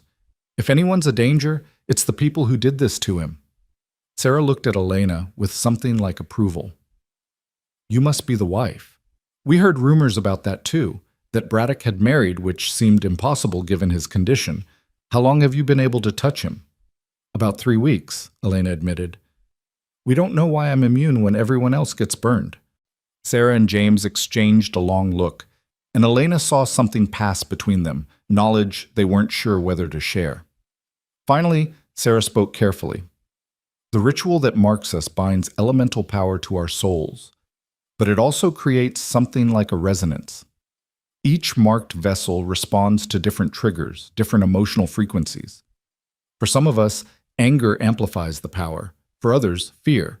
But there's a theory, and it's only a theory, that love might be able to ground it instead of amplifying it.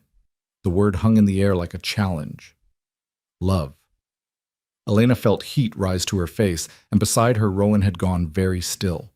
They'd never discussed feelings, never labeled what was growing between them as anything beyond partnership and friendship. That's speculation, James said quickly. We don't know for certain, but Sarah and I have been together for 3 years now, and I can touch her without pain.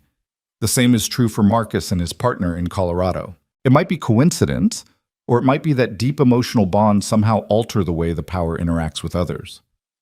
So you're saying Elena can touch me because Rowan trailed off, unable or unwilling to finish the sentence. I'm saying there's a connection between you that's affecting how the power behaves, Sarah said diplomatically. What you call that connection is your business. Warren had clearly had enough of metaphysical discussions. Here's what's going to happen, he said in a tone that brooked no argument. I'm accepting this pardon as legitimate, which means Braddock's free to go, but I'm also filing a report with the Federal Marshal Service about what I witnessed here today, and I'm recommending that someone keep an eye on this situation. If these cult members you're talking about are real threats, that's something the authorities need to know about. The authorities wouldn't believe you if you told them, Sarah said bluntly. We've tried reporting what we know. Most lawmen think we're insane. The smart ones quietly suggest we leave town before we cause trouble. Then maybe it's time people started believing, Warren countered. I saw what Braddock did.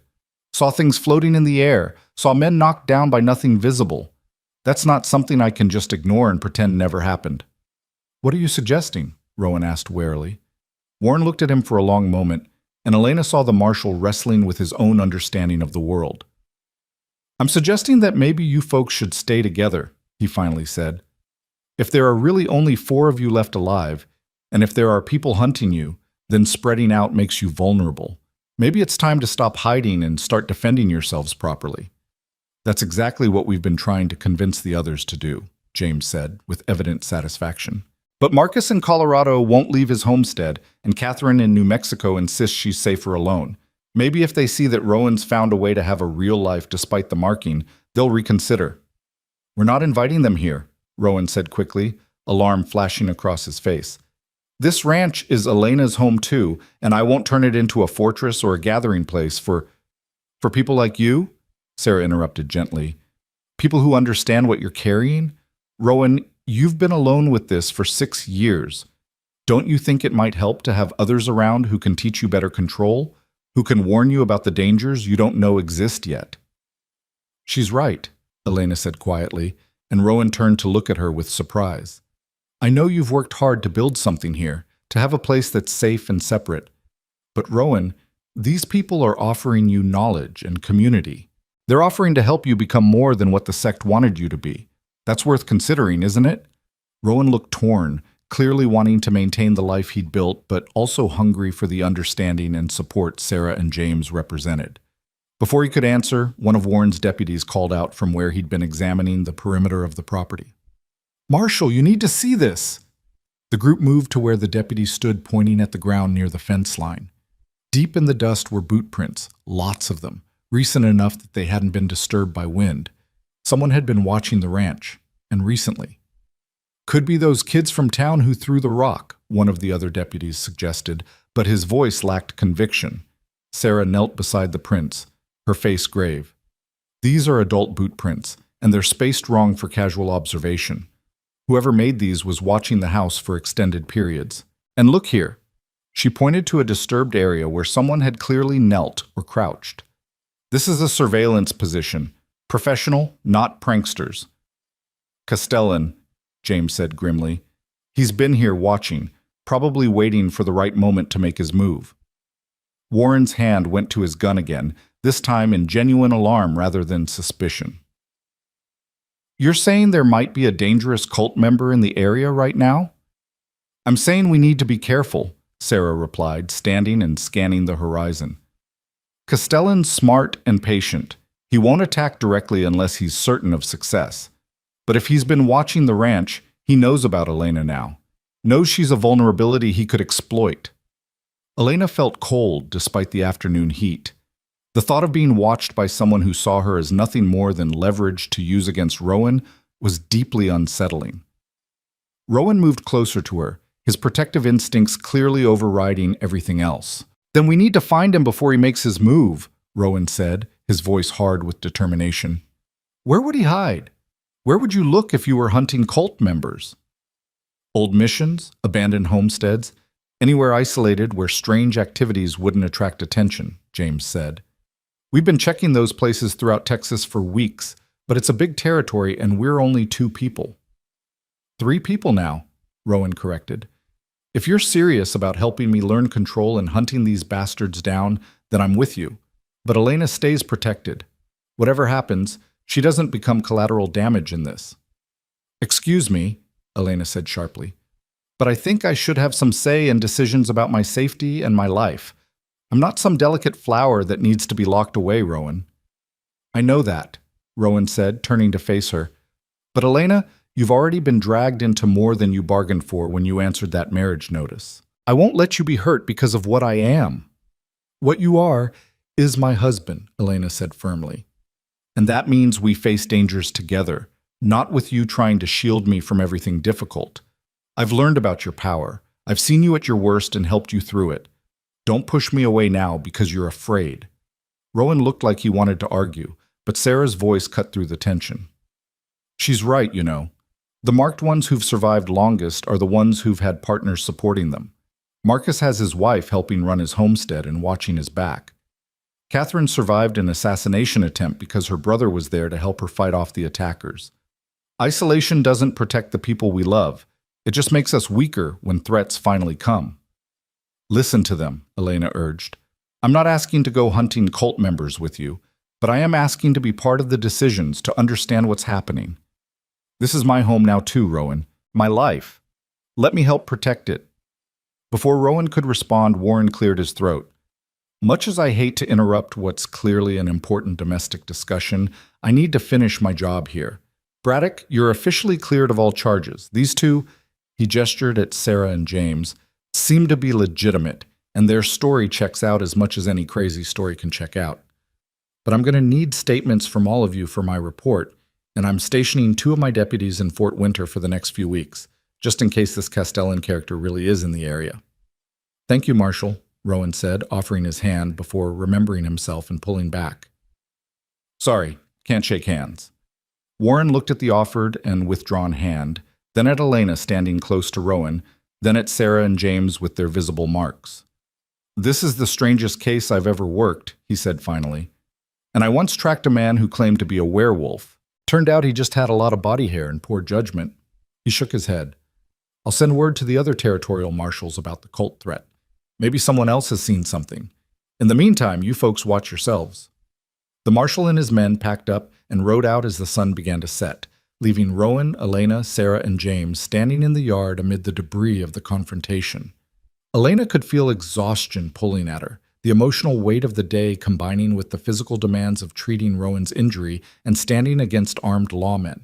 But there were still things that needed to be discussed, questions that needed answers. Come inside, she said, making the decision for all of them. We should talk properly, and I need to check Rowan's stitches after all that exertion.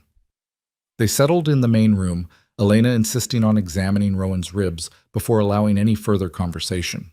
The wound had held together despite his loss of control, though the surrounding bruising looked worse. She rebandaged it carefully while Sarah and James watched with interest. You're good at that, Sarah observed. Medical training? Just experience helping my mother tend to neighbors, Elena replied. Nothing formal, but I've learned quickly since marrying Rowan, he seems determined to injure himself with concerning regularity. That's the power, James said. It makes us restless, drives us to push our physical limits. I spent my first year after marking barely sleeping, working until I collapsed, trying to exhaust the energy before it could build up. Didn't really work, but I couldn't stop trying. Is that why Rowan works from dawn to dusk? Elena asked, securing the bandage and helping Rowan back into his shirt, noting that he no longer tried to hide the marks from her, though he was still self-conscious about Sarah and James seeing them. Probably, Sarah confirmed. Sarah. The power needs an outlet. For James, it's physical labor. For me, it's making things. I do carpentry work, spend hours building and fixing.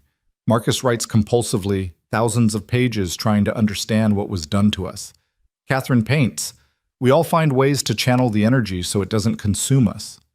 Rowan settled back into his chair, looking exhausted but more at peace than Elena had seen him in days. Tell me about control, he said to Sarah and James. Tell me what you've learned that I don't know. So they talked late into the night, Sarah and James sharing years of hard-won knowledge about the power that bound them. They explained how different emotional states triggered different manifestations, how anger made the power aggressive and violent, fear made it defensive and unpredictable, but calm focus could shape it into something almost useful. They taught Rowan meditation techniques that helped suppress the baseline hum of energy, breathing exercises that created a buffer between stimulus and response. The key is accepting that the power is part of you now, James explained. Not fighting it like an enemy, but acknowledging it like a limb you didn't have before. When you resist it constantly, when you try to pretend it doesn't exist, that's when it breaks through your control in dangerous ways.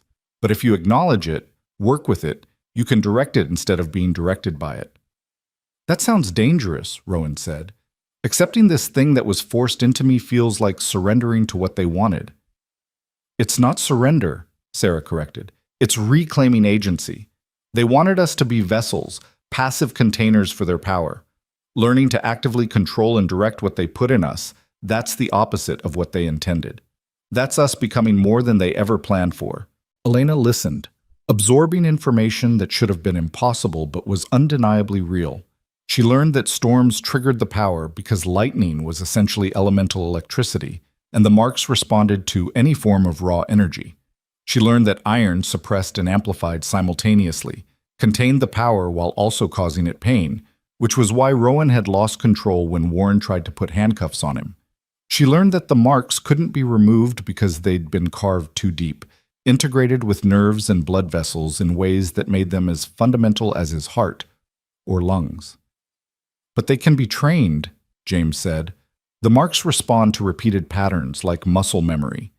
If you practice controlled releases in safe environments, you can teach your body to default to control instead of chaos. Show me, Rowan said. James stood and moved to the center of the room, rolling up his sleeves to expose marks similar to Rowan's but with different patterns. Watch, he said, and closed his eyes. For a moment, nothing happened.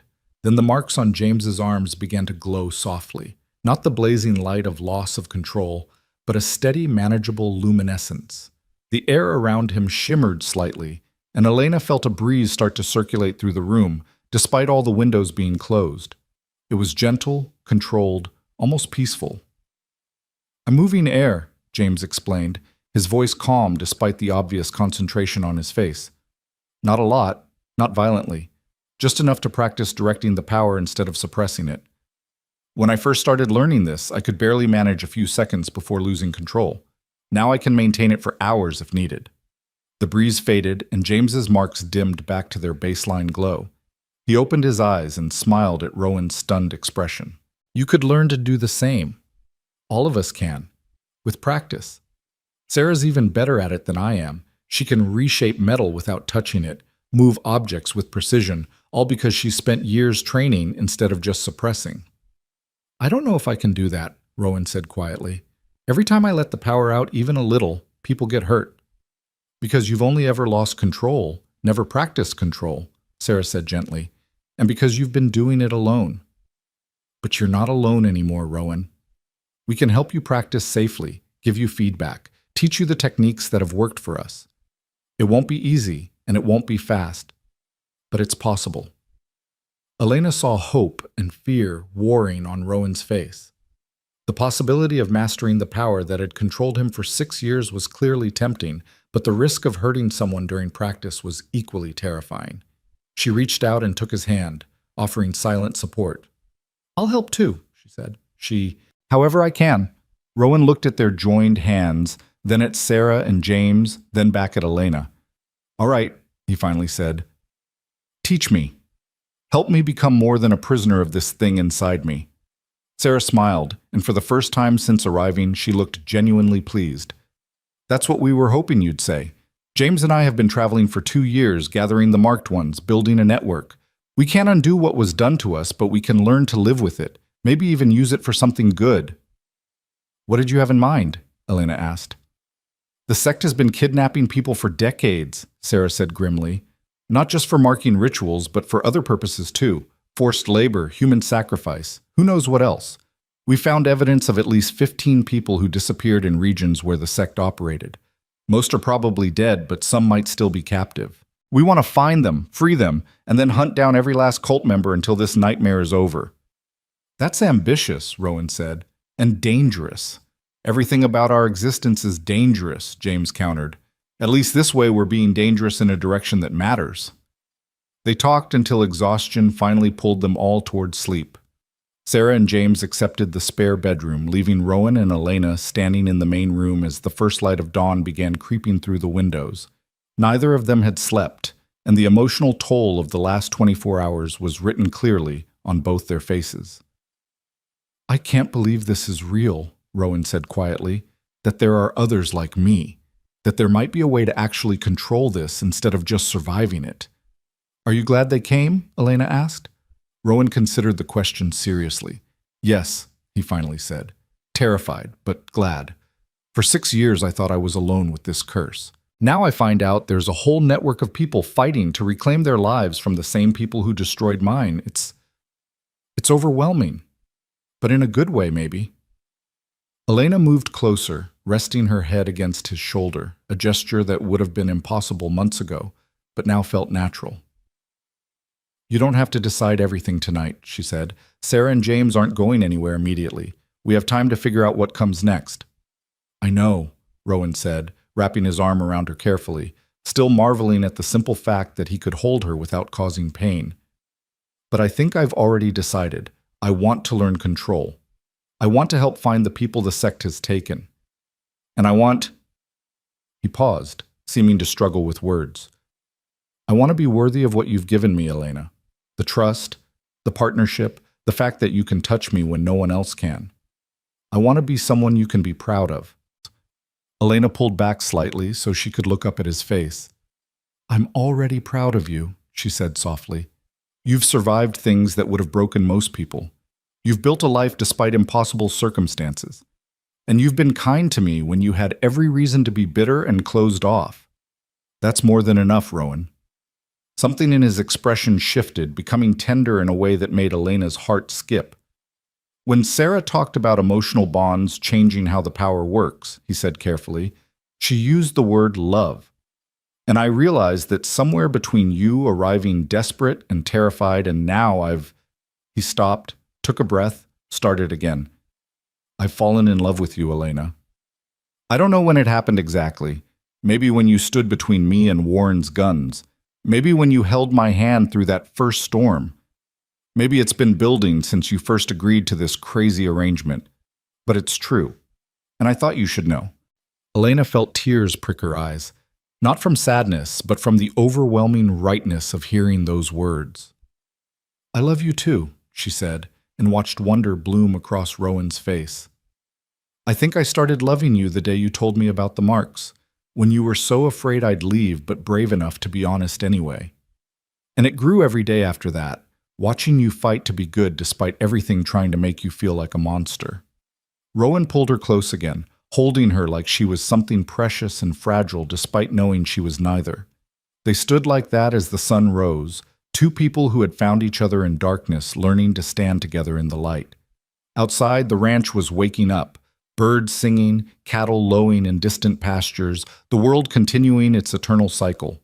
Inside, two damaged souls were becoming something whole, but neither of them could know that in an abandoned mission 30 miles south, Castellan was watching them through a scrying mirror, his ancient face twisted with rage at seeing his prize vessel slipping beyond his reach, already planning the violence that would bring Rowan Braddock back under his control or destroy him entirely. The peace they'd found was real, but it was also temporary. The real storm was still coming. The next 3 weeks brought a transformation to Braddock Ranch that would have seemed impossible just months before. Sarah and James stayed, turning the barn into a makeshift training ground where Rowan spent hours each day learning to consciously direct the power that had controlled him for so long. Elena watched from the house as he practiced releasing small amounts of energy in controlled bursts, watched him fail and rage and try again with the stubborn determination of a man who'd spent 6 years as a prisoner finally seeing the bars of his cage. On the 4th day of training, Rowan managed to levitate a small stone for nearly 30 seconds before his concentration broke and it clattered to the ground. He'd looked at Elena with such joy and disbelief that she'd run to him and thrown her arms around him, both of them laughing like children who'd discovered something miraculous. It was a small victory, but it was his victory, proof that he could be more than a victim of the power inside him. Marcus arrived from Colorado on the 10th day, a quiet man with scholar's hands and eyes that had seen too much. His marks were on his back and chest, hidden beneath layers of clothing, and he brought with him journals filled with research about the sect's history and theology. He and Rowan spent long evenings poring over the texts, searching for any weakness they could exploit, any knowledge that might help them understand what had been done to them.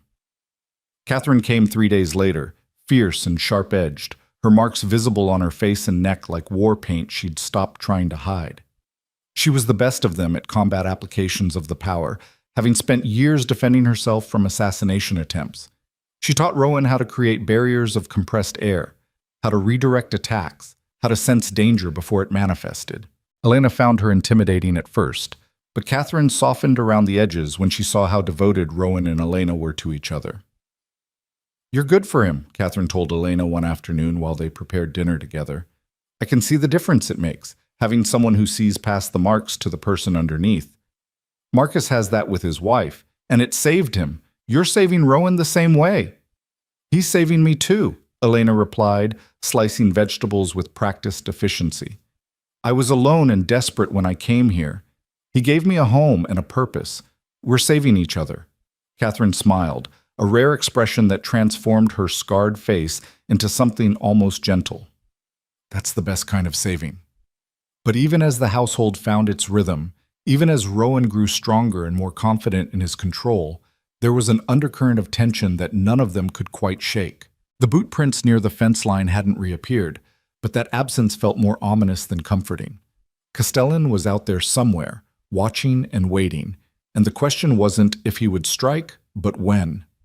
The answer came on a Tuesday morning 3 weeks after Sarah and James's arrival. Elena was hanging laundry when she heard hoofbeats approaching fast. Not the measured pace of a casual visitor, but the desperate speed of someone fleeing. She turned to see a rider she didn't recognize pulling up to the house, his horse lathered with sweat and wild-eyed. "Need to speak to Braddock," the man gasped, sliding from his saddle. "Now, it's urgent." Rowan emerged from the barn with Sarah and James flanking him, immediately on alert. "I'm Braddock. What's happened?" The rider was one of Marshal Warren's deputies, Elena realized, a young man named Peters who'd been stationed in Fort Winter to watch for cult activity. His face was pale and his hand shook as he pulled a folded paper from his jacket. "The marshal's been taken," Peters said, his voice cracking with barely controlled panic. 3 men ambushed him on the road to Austin yesterday. They left this note pinned to a tree where we'd find it. Rowan took the paper and unfolded it, his face going hard as stone as he read. Sarah looked over his shoulder and cursed softly. Without a word, Rowan handed the note to Elena. The handwriting was elegant and precise, almost beautiful, which made the words themselves more disturbing. "Rowan Braddock, you have something that belongs to me. 6 years ago you fled before our great work could be completed, robbing us of our most promising vessel. Now you've gathered others of our marked ones around you, playing at being something other than what you truly are. This ends now. I have your Marshal Warren and will exchange him for you, alone, unarmed, and willing. Come to the San Felipe Mission ruins at sunset tomorrow. Bring any of your new companions, and the Marshal dies. Attempt to resist, and he dies. You know what I'm capable of, Rowan. I carved those marks into your flesh myself. I can remove them just as easily, though the process will destroy you. The choice is yours. Surrender yourself for proper completion of the ritual, or carry the Marshal's death along with all the others you've caused. I'll be waiting. Castellan. Elena felt ice flood her veins. This was it. The confrontation they'd all been dreading, framed in exactly the way that would make Rowan most vulnerable. Appeal to his guilt, threaten an innocent life, demand he face the nightmare alone. It was perfectly calculated to exploit every weakness Rowan had. You can't go, she said immediately. It's obviously a trap. Of course it's a trap, Rowan replied, his voice eerily calm. But he has Warren, and Warren was only there because of me. I can't let him die because I'm afraid. This is exactly what Castellan wants, James said urgently. He's trying to separate you from the people who can help you. If you go alone, he'll complete whatever ritual he has planned, and we'll lose you. And if I don't go, he kills Warren and probably comes after Elena next, Rowan countered. I won't risk her. I won't risk any of you. So your plan is to just surrender? Catherine demanded, having emerged from the house at the commotion. Let them finish what they started 6 years ago? Rowan, you're better than that. You're stronger than that now. I'm not strong enough to face a master ritualist who literally created the power inside me, Rowan said flatly. None of us are. Castellan's had decades to perfect his craft. We've had weeks of practice. Then we get more help, Marcus suggested. We contact the territorial marshals, the rangers, anyone with authority who might believe us. There's no time, Sarah said grimly. Sunset tomorrow gives us maybe 30 hours. Even if we could convince someone in authority to help, they couldn't mobilize fast enough. And honestly, what would we tell them? That a cult leader who can work magic has kidnapped a federal marshal and wants to complete a ritual on our marked friend? They'd lock us up for being insane. Deputy Peters cleared his throat nervously. The other deputies and I could help, he offered. Marshal Warren took a chance believing your story. We're willing to do the same. We may not understand all this magic business, but we know how to handle armed men. How many deputies? Catherine asked, her tactical mind clearly calculating odds. 4 counting me, Peters said.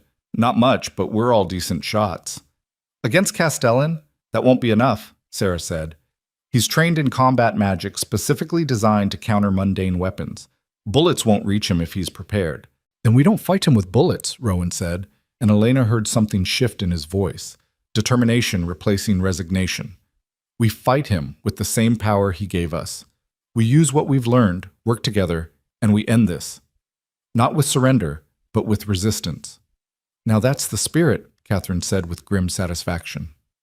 What did you have in mind? They spent the rest of the day planning, spreading maps of the San Felipe mission ruins across the kitchen table and arguing strategies.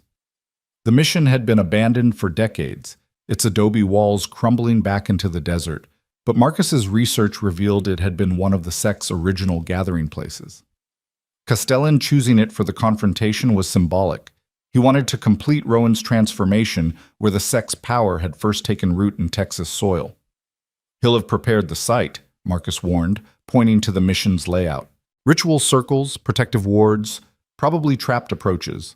Walking in blind would be suicide. So we don't walk in blind, Elena said, surprising everyone by speaking up. We scout it first, today, before sunset. See what he's set up and plan accordingly. That's dangerous, Rowan said immediately. If Castellan's there already. He won't be, Catherine interrupted. He's too theatrical for that. He'll arrive exactly at sunset tomorrow after spending the day preparing. He wants the confrontation to be dramatic. That gives us tonight to gather intelligence. I'll go, Sarah volunteered. I'm the best at stealth work, and my marks are more stable than most. I can get close without triggering alarms. Take Peters with you, Elena suggested.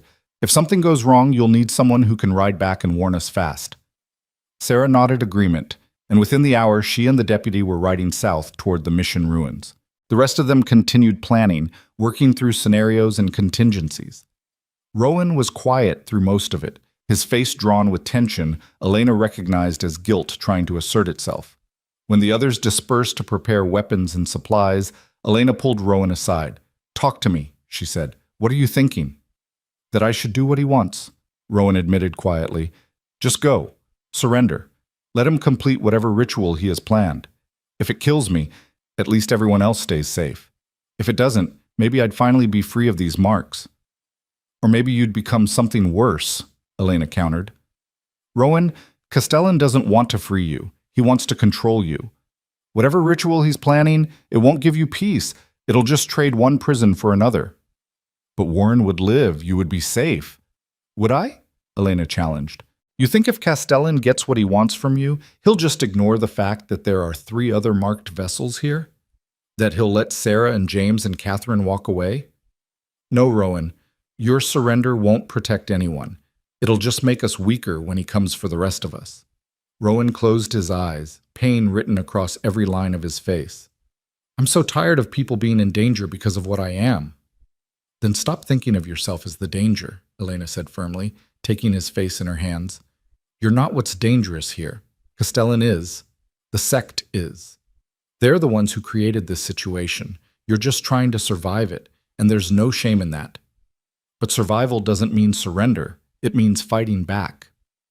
What if I'm not strong enough? Then we'll be strong together, Elena said. That's what love means, Rowan. We don't face the darkness alone. We face it together, and we trust that together we're stronger than we are apart. Rowan pulled her close, holding her with the desperate intensity of a man trying to memorize how it felt to be loved. If something happens to me tomorrow, nothing's going to happen to you, Elena interrupted, because I won't allow it. We've come too far and fought too hard to lose each other now. Sarah returned near midnight with valuable intelligence. The mission ruins were indeed prepared for ritual. She'd found chalk circles, candles positioned in specific patterns, and what looked like an altar stone in the center of the main chapel. More concerning, there were iron chains attached to the altar, sized appropriately for securing a person. Marshal Warren was being held in a cellar beneath the mission, guarded by two armed men who looked competent and alert. Castellan's not there yet, Sarah confirmed, but his preparations are thorough. Whatever he's planning requires significant setup, and he's clearly confident enough in his wards to leave the site unguarded overnight. That's arrogant, Catherine observed. And arrogance is a weakness we can exploit. They refined their plan through the early morning hours. The marked ones would approach from different directions, using their powers in concert to overwhelm Castellan's defenses. The deputies would extract Warren from the cellar while the confrontation happened in the chapel, getting him clear before things turned violent. Elena would stay back with Marcus, who was the weakest in direct combat but strongest in understanding the ritual magic. If he could disrupt Castellan's preparations, it might give the others the opening they needed. "I don't like you being anywhere near this," Rowan told Elena as dawn broke and they prepared to ride out. "I don't like you risking your life against a madman who thinks he owns you," Elena replied. "But here we are. We do what needs doing, Rowan. That's what partnership means." The ride to San Felipe mission took most of the day, giving them time to get into position before sunset. Elena and Marcus concealed themselves in the ruins of an old storage building that offered a clear view of the chapel while providing cover. The deputies circled around to approach the cellar from behind. Sarah, James, and Catherine spread out to form a triangle around the mission, close enough to support each other, but far enough apart that a single attack couldn't take all of them out simultaneously. Rowan positioned himself on the mission's front approach, clearly visible, the bait in the trap they were setting. The sun was touching the western horizon when Castellan arrived, and Elena's first thought was that he looked disappointingly normal. She'd expected a monster, someone whose evil was written plainly on their face. Instead, Castellan was a slender man of perhaps 60, with silver hair and the kind of ascetic features that might have belonged to a monk or scholar. He wore simple traveling clothes and carried no visible weapons, which somehow made him more frightening rather than less. "Rowan Braddock," Castellan called out, his voice cultured and almost warm. "I'm pleased you came. I wasn't certain you would." "Where's Warren?" Rowan demanded, staying at the edge of the chapel's entrance. "Safe for the moment. He'll be released once you've submitted to completing the ritual. I'm not a monster, Rowan. I don't kill unnecessarily." "Just when it serves your purposes," Rowan said bitterly. "Like the 4 others who didn't survive your marking ritual. Like all the people your sect has murdered in the name of whatever insanity you believe." Castellan's expression flickered with something that might have been regret. "Sacrifices in service of divine transformation," he said. "You of all people should understand. You've felt the power inside you, its magnificence, its potential. What I did to you was a gift, Rowan. I made you more than human. Why do you persist in seeing it as a curse?" "Because it was forced on me," Rowan said, his voice shaking with controlled fury. "Because you carved those marks into my flesh while I screamed and begged you to stop. Because you murdered my friends and bound me to power I never wanted. That's not a gift, Castellan. That's torture dressed up in religious nonsense." "You lack vision," Castellan said, almost sadly. "But that will change. Once the ritual is complete, once the elemental gods fully manifest through you, you'll understand. You'll thank me for elevating you beyond the limitations of mortality." "I'll die first," Rowan said flatly. "That's certainly possible," Castellan acknowledged. "The completion ritual has a 60% fatality rate. But if you survive, you'll become something magnificent, a true vessel for divine power, not this half-finished thing you currently are. Isn't that worth the risk?" "Not even slightly," Rowan replied. "And I'm not here to surrender. I'm here to end you."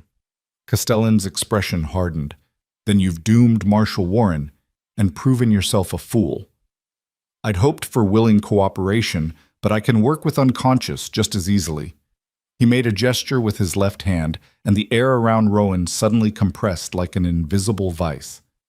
Elena watched in horror as Rowan dropped to his knees, gasping for breath as Castellan's power crushed down on him. But before Castellan could complete whatever attack he'd begun, Sarah struck from her concealed position. Lightning, actual lightning, drawn down from the clear sky above, cracked into the ground between Castellan and Rowan, breaking his concentration. The old man stumbled back, his face registering shock that quickly transformed into rage. "You brought them," he snarled, scanning the ruins for threats. "You brought the other marked ones. Foolish boy.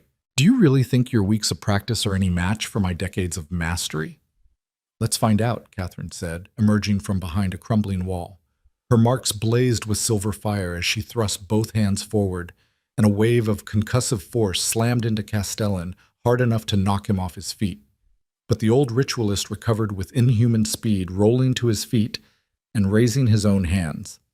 The chalk circles around the chapel began to glow, and Elena realized with horror that Castellan had prepared more than just a ritual space. He'd created a combat arena specifically designed to enhance his own power while limiting his opponents. "You're standing in a trap," Castellan said with grim satisfaction as the glowing circles activated. "Every mark you bear is connected to rituals I performed. Did you really think you could raise your hands against your creator?" The four marked vessels suddenly cried out in unison as their own power turned against them. The silver marks on their bodies blazed painfully bright, and Elena could see them struggling to maintain control as Castellan's prepared magic forced their internal energy into chaos. It was the same loss of control Rowan experienced during storms, but weaponized and directed by someone who understood exactly how to exploit the vulnerability. "This is where it ends," Castellan declared, walking toward where Rowan had collapsed, still struggling against the power being forced through his body. "I'll take you back to my sanctum, complete what I started, and then hunt down these other wayward vessels one by one. You've forced my hand, Rowan. I would have been gentle with you. Now I'll simply be thorough." But Castellan had made a fatal error in his planning. He'd prepared for marked vessels. He'd trapped Rowan, Sarah, James, and Catherine in a magical snare that turned their own power against them. What he hadn't prepared for was 4 armed deputies who didn't bear any marks at all, and who had absolutely no patience for cult leaders who kidnapped federal marshals. Peters and his fellow deputies emerged from the cellar with Warren between them, bruised but alive, and they opened fire on Castellan with no hesitation and no mercy. The old man's protective wards stopped the first volley of bullets, but the effort of maintaining both the wards and the power controlling the marked vessels was clearly straining him. His concentration fractured, and Elena saw the glowing circles flicker. That momentary weakness was all Marcus needed. He'd been studying the ritual circles while Castellan was distracted, and now he moved with surprising speed for someone who'd been so quiet throughout.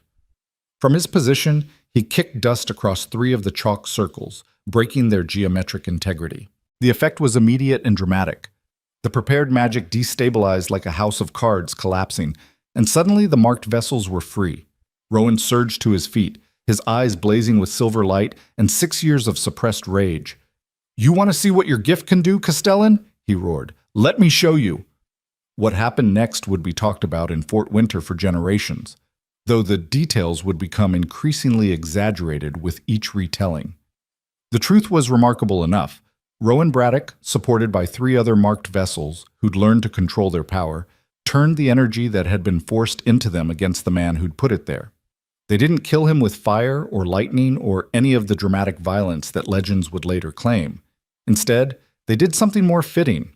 Working in concert, their powers synchronized in ways Castellan had never intended, they wove a cage of pure force around the old ritualist.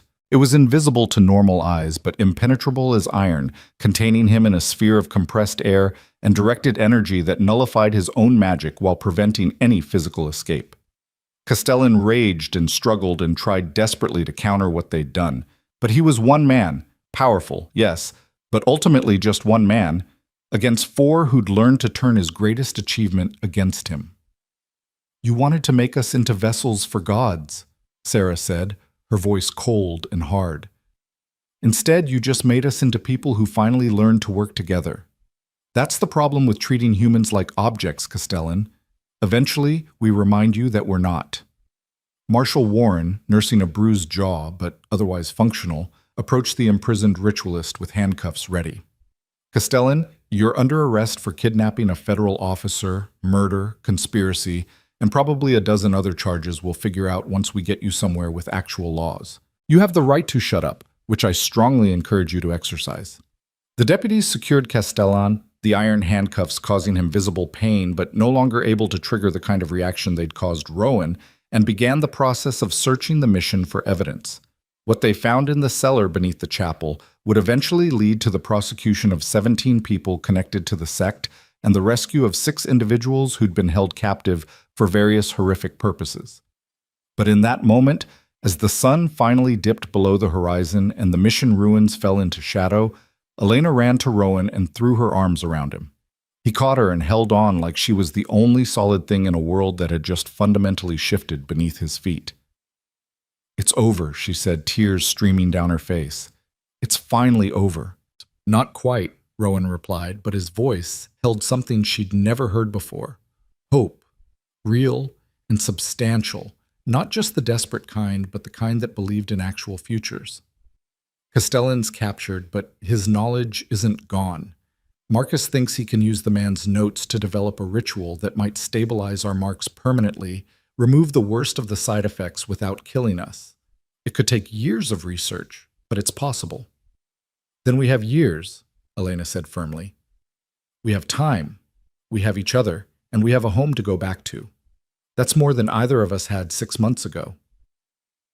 They rode back to Braddock Ranch in the early morning hours, exhausted but victorious. Marshal Warren, suffering a concussion and various bruises but in decent spirits considering, rode with them. The deputies had stayed behind to secure the mission and wait for additional law enforcement to arrive. But Warren had insisted on accompanying Rowan's group back personally. "I owe you folks an apology," the marshal said as they rode through the pre-dawn darkness. "When I first came to arrest you, Braddock, I thought I was dealing with a murderer who'd gotten away with it for too long. Turns out I was dealing with victims trying to survive. I should have seen that sooner." "You saw it when it mattered," Rowan replied. "That's what counts." "Still, I misjudged the situation badly, and I owe my life to you and your friends being willing to risk yourselves for someone who'd come to take you into custody. That's not something I'll forget." The ranch appeared on the horizon as the sun rose, and Elena felt something in her chest ease at the sight of home. That's what it had become over these months, not just shelter or safety, but genuinely home. A place where love had grown in the spaces between fear and hope, where 2 desperately lonely people had found each other and built something worth protecting. Over the following weeks, life slowly returned to a new kind of normal. Sarah, James, Catherine, and Marcus stayed at the ranch while they planned their next moves. Marcus spent long hours translating Castellan's captured notes, searching for the ritual that might stabilize the marks permanently. Catherine trained the others in combat applications of their powers, determined that they'd never be vulnerable the way they'd been before. Sarah and James talked about establishing a permanent sanctuary for marked individuals, a place where they could live without fear of discovery or persecution. And Rowan and Elena simply lived day by day, learning to be married in all the ways their practical arrangement had never quite allowed for. They moved Rowan's belongings into the main house, ending his exile to the barn. They worked the ranch together, Elena learning to manage cattle, while Rowan learned to accept help without guilt. They talked late into the night about dreams and fears, and the future they were building together. 3 months after Castellan's capture, on a morning when autumn was just beginning to paint the edges of Texas gold, Elena woke feeling ill. She dismissed it as something she'd eaten, but when the nausea continued for a week, a terrible and wonderful possibility occurred to her. She rode into town alone, spoke quietly with Mrs. Hendricks, who'd first warned her about the mysterious Mr. Braddock, and returned to the ranch with confirmation of what she'd suspected. She was pregnant. The impossibility of it took her breath away. Rowan had believed his marks made him sterile, that the power inside him had burned away any possibility of fatherhood. But somehow, miraculously, life had found a way. She carried the news like a secret treasure for 2 days, trying to find the right moment to tell him. The moment chose itself. They were sitting on the porch at sunset, Rowan's arm around her shoulders, watching the sky paint itself in shades of orange and purple. The marks on his arms were visible, his sleeves rolled up now that he no longer felt the need to hide what he was. "Rowan," Elena said quietly, "I have something to tell you." He turned to look at her, and whatever he saw in her face made him go very still. "What is it?" "I'm pregnant," she said simply. "About 2 months along, Mrs. Hendricks thinks." For a long moment, Rowan just stared at her, his expression cycling through disbelief, shock, wonder, and fear in rapid succession. "That's impossible," he whispered. "The power, I thought—" "Apparently the power doesn't prevent everything," Elena said, smiling through sudden tears. "We're going to have a baby, Rowan. A child. Our child." Rowan's hands went to her stomach, pressing gently against the place where new life was growing, and Elena saw silver light flicker beneath his palms, not hurting, just responding to the profound emotion flooding through him. "What if the marks transfer?" he asked, his voice breaking. "What if I've cursed our child the way I was cursed?" "Then we'll love them anyway," Elena said firmly. "We'll teach them control the way you've learned. We'll give them family and support and everything you didn't have when you were forced to carry this alone. But Rowan, we don't know that the marks will transfer. Maybe they won't.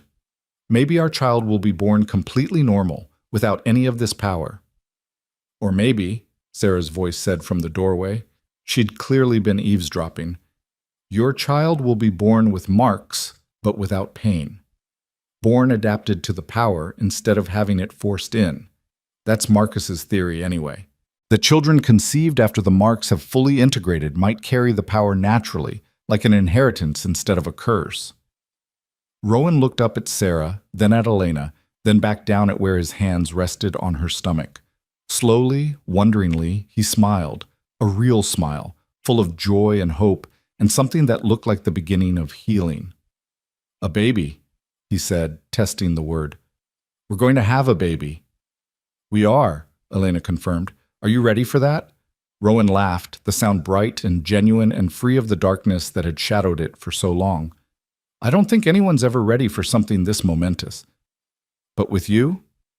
Yes. I'm ready to try." The pregnancy progressed normally despite everyone's concerns. Marcus monitored Elena carefully, using his research to check for any signs that the marks were affecting the developing child. What he found was unexpected: faint silver tracings along the baby's developing spine, visible only when Elena was in bright sunlight or when Rowan touched her stomach. The child was marked, but differently than the adults had been. More integrated, more natural, as if the power was part of their fundamental design rather than an addition forced into unwilling flesh.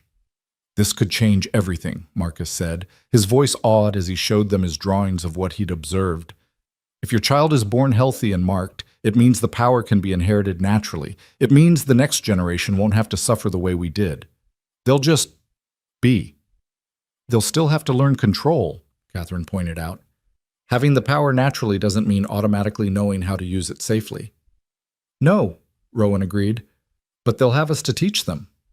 They'll have family who understand, who can guide them. They'll never have to be alone with this the way I was." Elena gave birth on a spring morning when the air smelled of wildflowers and new grass, when the ranch was alive with the sounds of calves being born and birds building nests. The labor was long and difficult, but Sarah and Mrs. Hendricks attended her while Rowan paced outside, too nervous to stay still and too devoted to go far. When the baby's cry finally pierced the air, Rowan burst through the door to find Elena exhausted but smiling, holding a tiny bundle wrapped in soft blankets. "It's a boy," she said, her voice hoarse but triumphant. "A healthy, perfect boy." Rowan approached slowly, almost reverently, and when Elena pulled back the blanket to show him their son, he made a sound that was half sob, half laugh. The baby was red and wrinkled and beautiful, with a shock of dark hair and tiny fists waving at the world. And there, along his tiny spine and shoulders, were faint silver marks, delicate and beautiful, like someone had painted him with starlight. "Adam," Rowan said, the name they'd chosen together. "Adam Braddock." He held his son for the first time with shaking hands, marveling at how small and fragile and perfect he was. The marks on Adam's skin glowed faintly in response to his father's touch. But there was no pain, no burning, just connection. The child was marked but not cursed, powerful but not dangerous. He was something entirely new, the first naturally marked vessel, born of love rather than torture, carrying power that was his birthright rather than his prison. Over the following months, the ranch transformed into something no one could have predicted. Marcus established a research center in one of the outbuildings, bringing in scholars and healers who could be trusted with the truth about the marks. Catherine built a training facility where marked individuals could learn control and safety. Sarah and James created a network that helped locate and rescue others who'd been taken by remaining sect members or who'd been marked and abandoned to survive alone. And Rowan, Elena, and baby Adam became the heart of it all, proof that marked individuals could build real lives, have families, find happiness despite the darkness in their past. Visitors came from across the territory and beyond, some seeking help, others offering knowledge. The ranch that had once been a place of isolation became a sanctuary for people learning to reclaim their humanity from those who'd tried to steal it. Adam grew strong and healthy, his marks visible but stable, his power manifesting in small, controllable ways as he developed. At 6 months old, he could make small objects float when he laughed. At a year, he could create tiny breezes when he was excited. But unlike his father's power, Adam's was joyful, something that brought delight rather than fear, connection rather than isolation. "He's going to be extraordinary," Marcus said one evening, watching toddler Adam make flower petals dance in the air for his mother's entertainment. Not despite the marks, but because of them. Because he was born to parents who love him, raised by a community that understands him. He's everything we wish we'd had. He's everything we're going to make sure every marked child has from now on, Rowan corrected. No more victims. No more prisoners of power we didn't choose. Just people learning to be extraordinary in their own ways. Elena watched her husband play with their son, watched silver light dance between them as their marks responded to each other in harmony rather than conflict, and felt a profound sense of gratitude for the strange path that had brought her to this moment. She'd come to this ranch desperate and alone, answering a marriage notice from a man no one else dared approach. She'd expected survival at best, misery at worst. Instead, she'd found love, messy and complicated and absolutely real. She'd found purpose in helping build something that mattered. She'd found family among people who'd been marked by darkness, but who chose every day to walk toward light. The cowboy nobody had dared to touch was now a man surrounded by people who loved him, leading a community of survivors turned into something powerful and purposeful. The marks that had once been his prison had become his mission, not to escape them, but to help others understand that being marked didn't mean being cursed. That power forced upon you didn't have to define you, that even the darkest beginnings could lead to beautiful endings if you found the courage to keep living, keep hoping, keep choosing love over fear. As the sun set over Braddock Ranch, painting the Texas sky in shades of gold and purple, Elena Braddock held her marked son and stood beside her marked husband and looked out over land filled with marked people learning to be free. And she knew with absolute certainty that she'd made the right choice that desperate day when she'd answered an impossible notice and married a man wrapped in mystery. Sometimes the most terrifying leaps of faith led to the most extraordinary destinations. Sometimes the people everyone else feared were exactly the people who understood what it meant to be brave. And sometimes, just sometimes, love really could transform curses into blessings, isolation into community, and fear into hope that blazed as bright as silver marks glowing in the gathering dark. The end.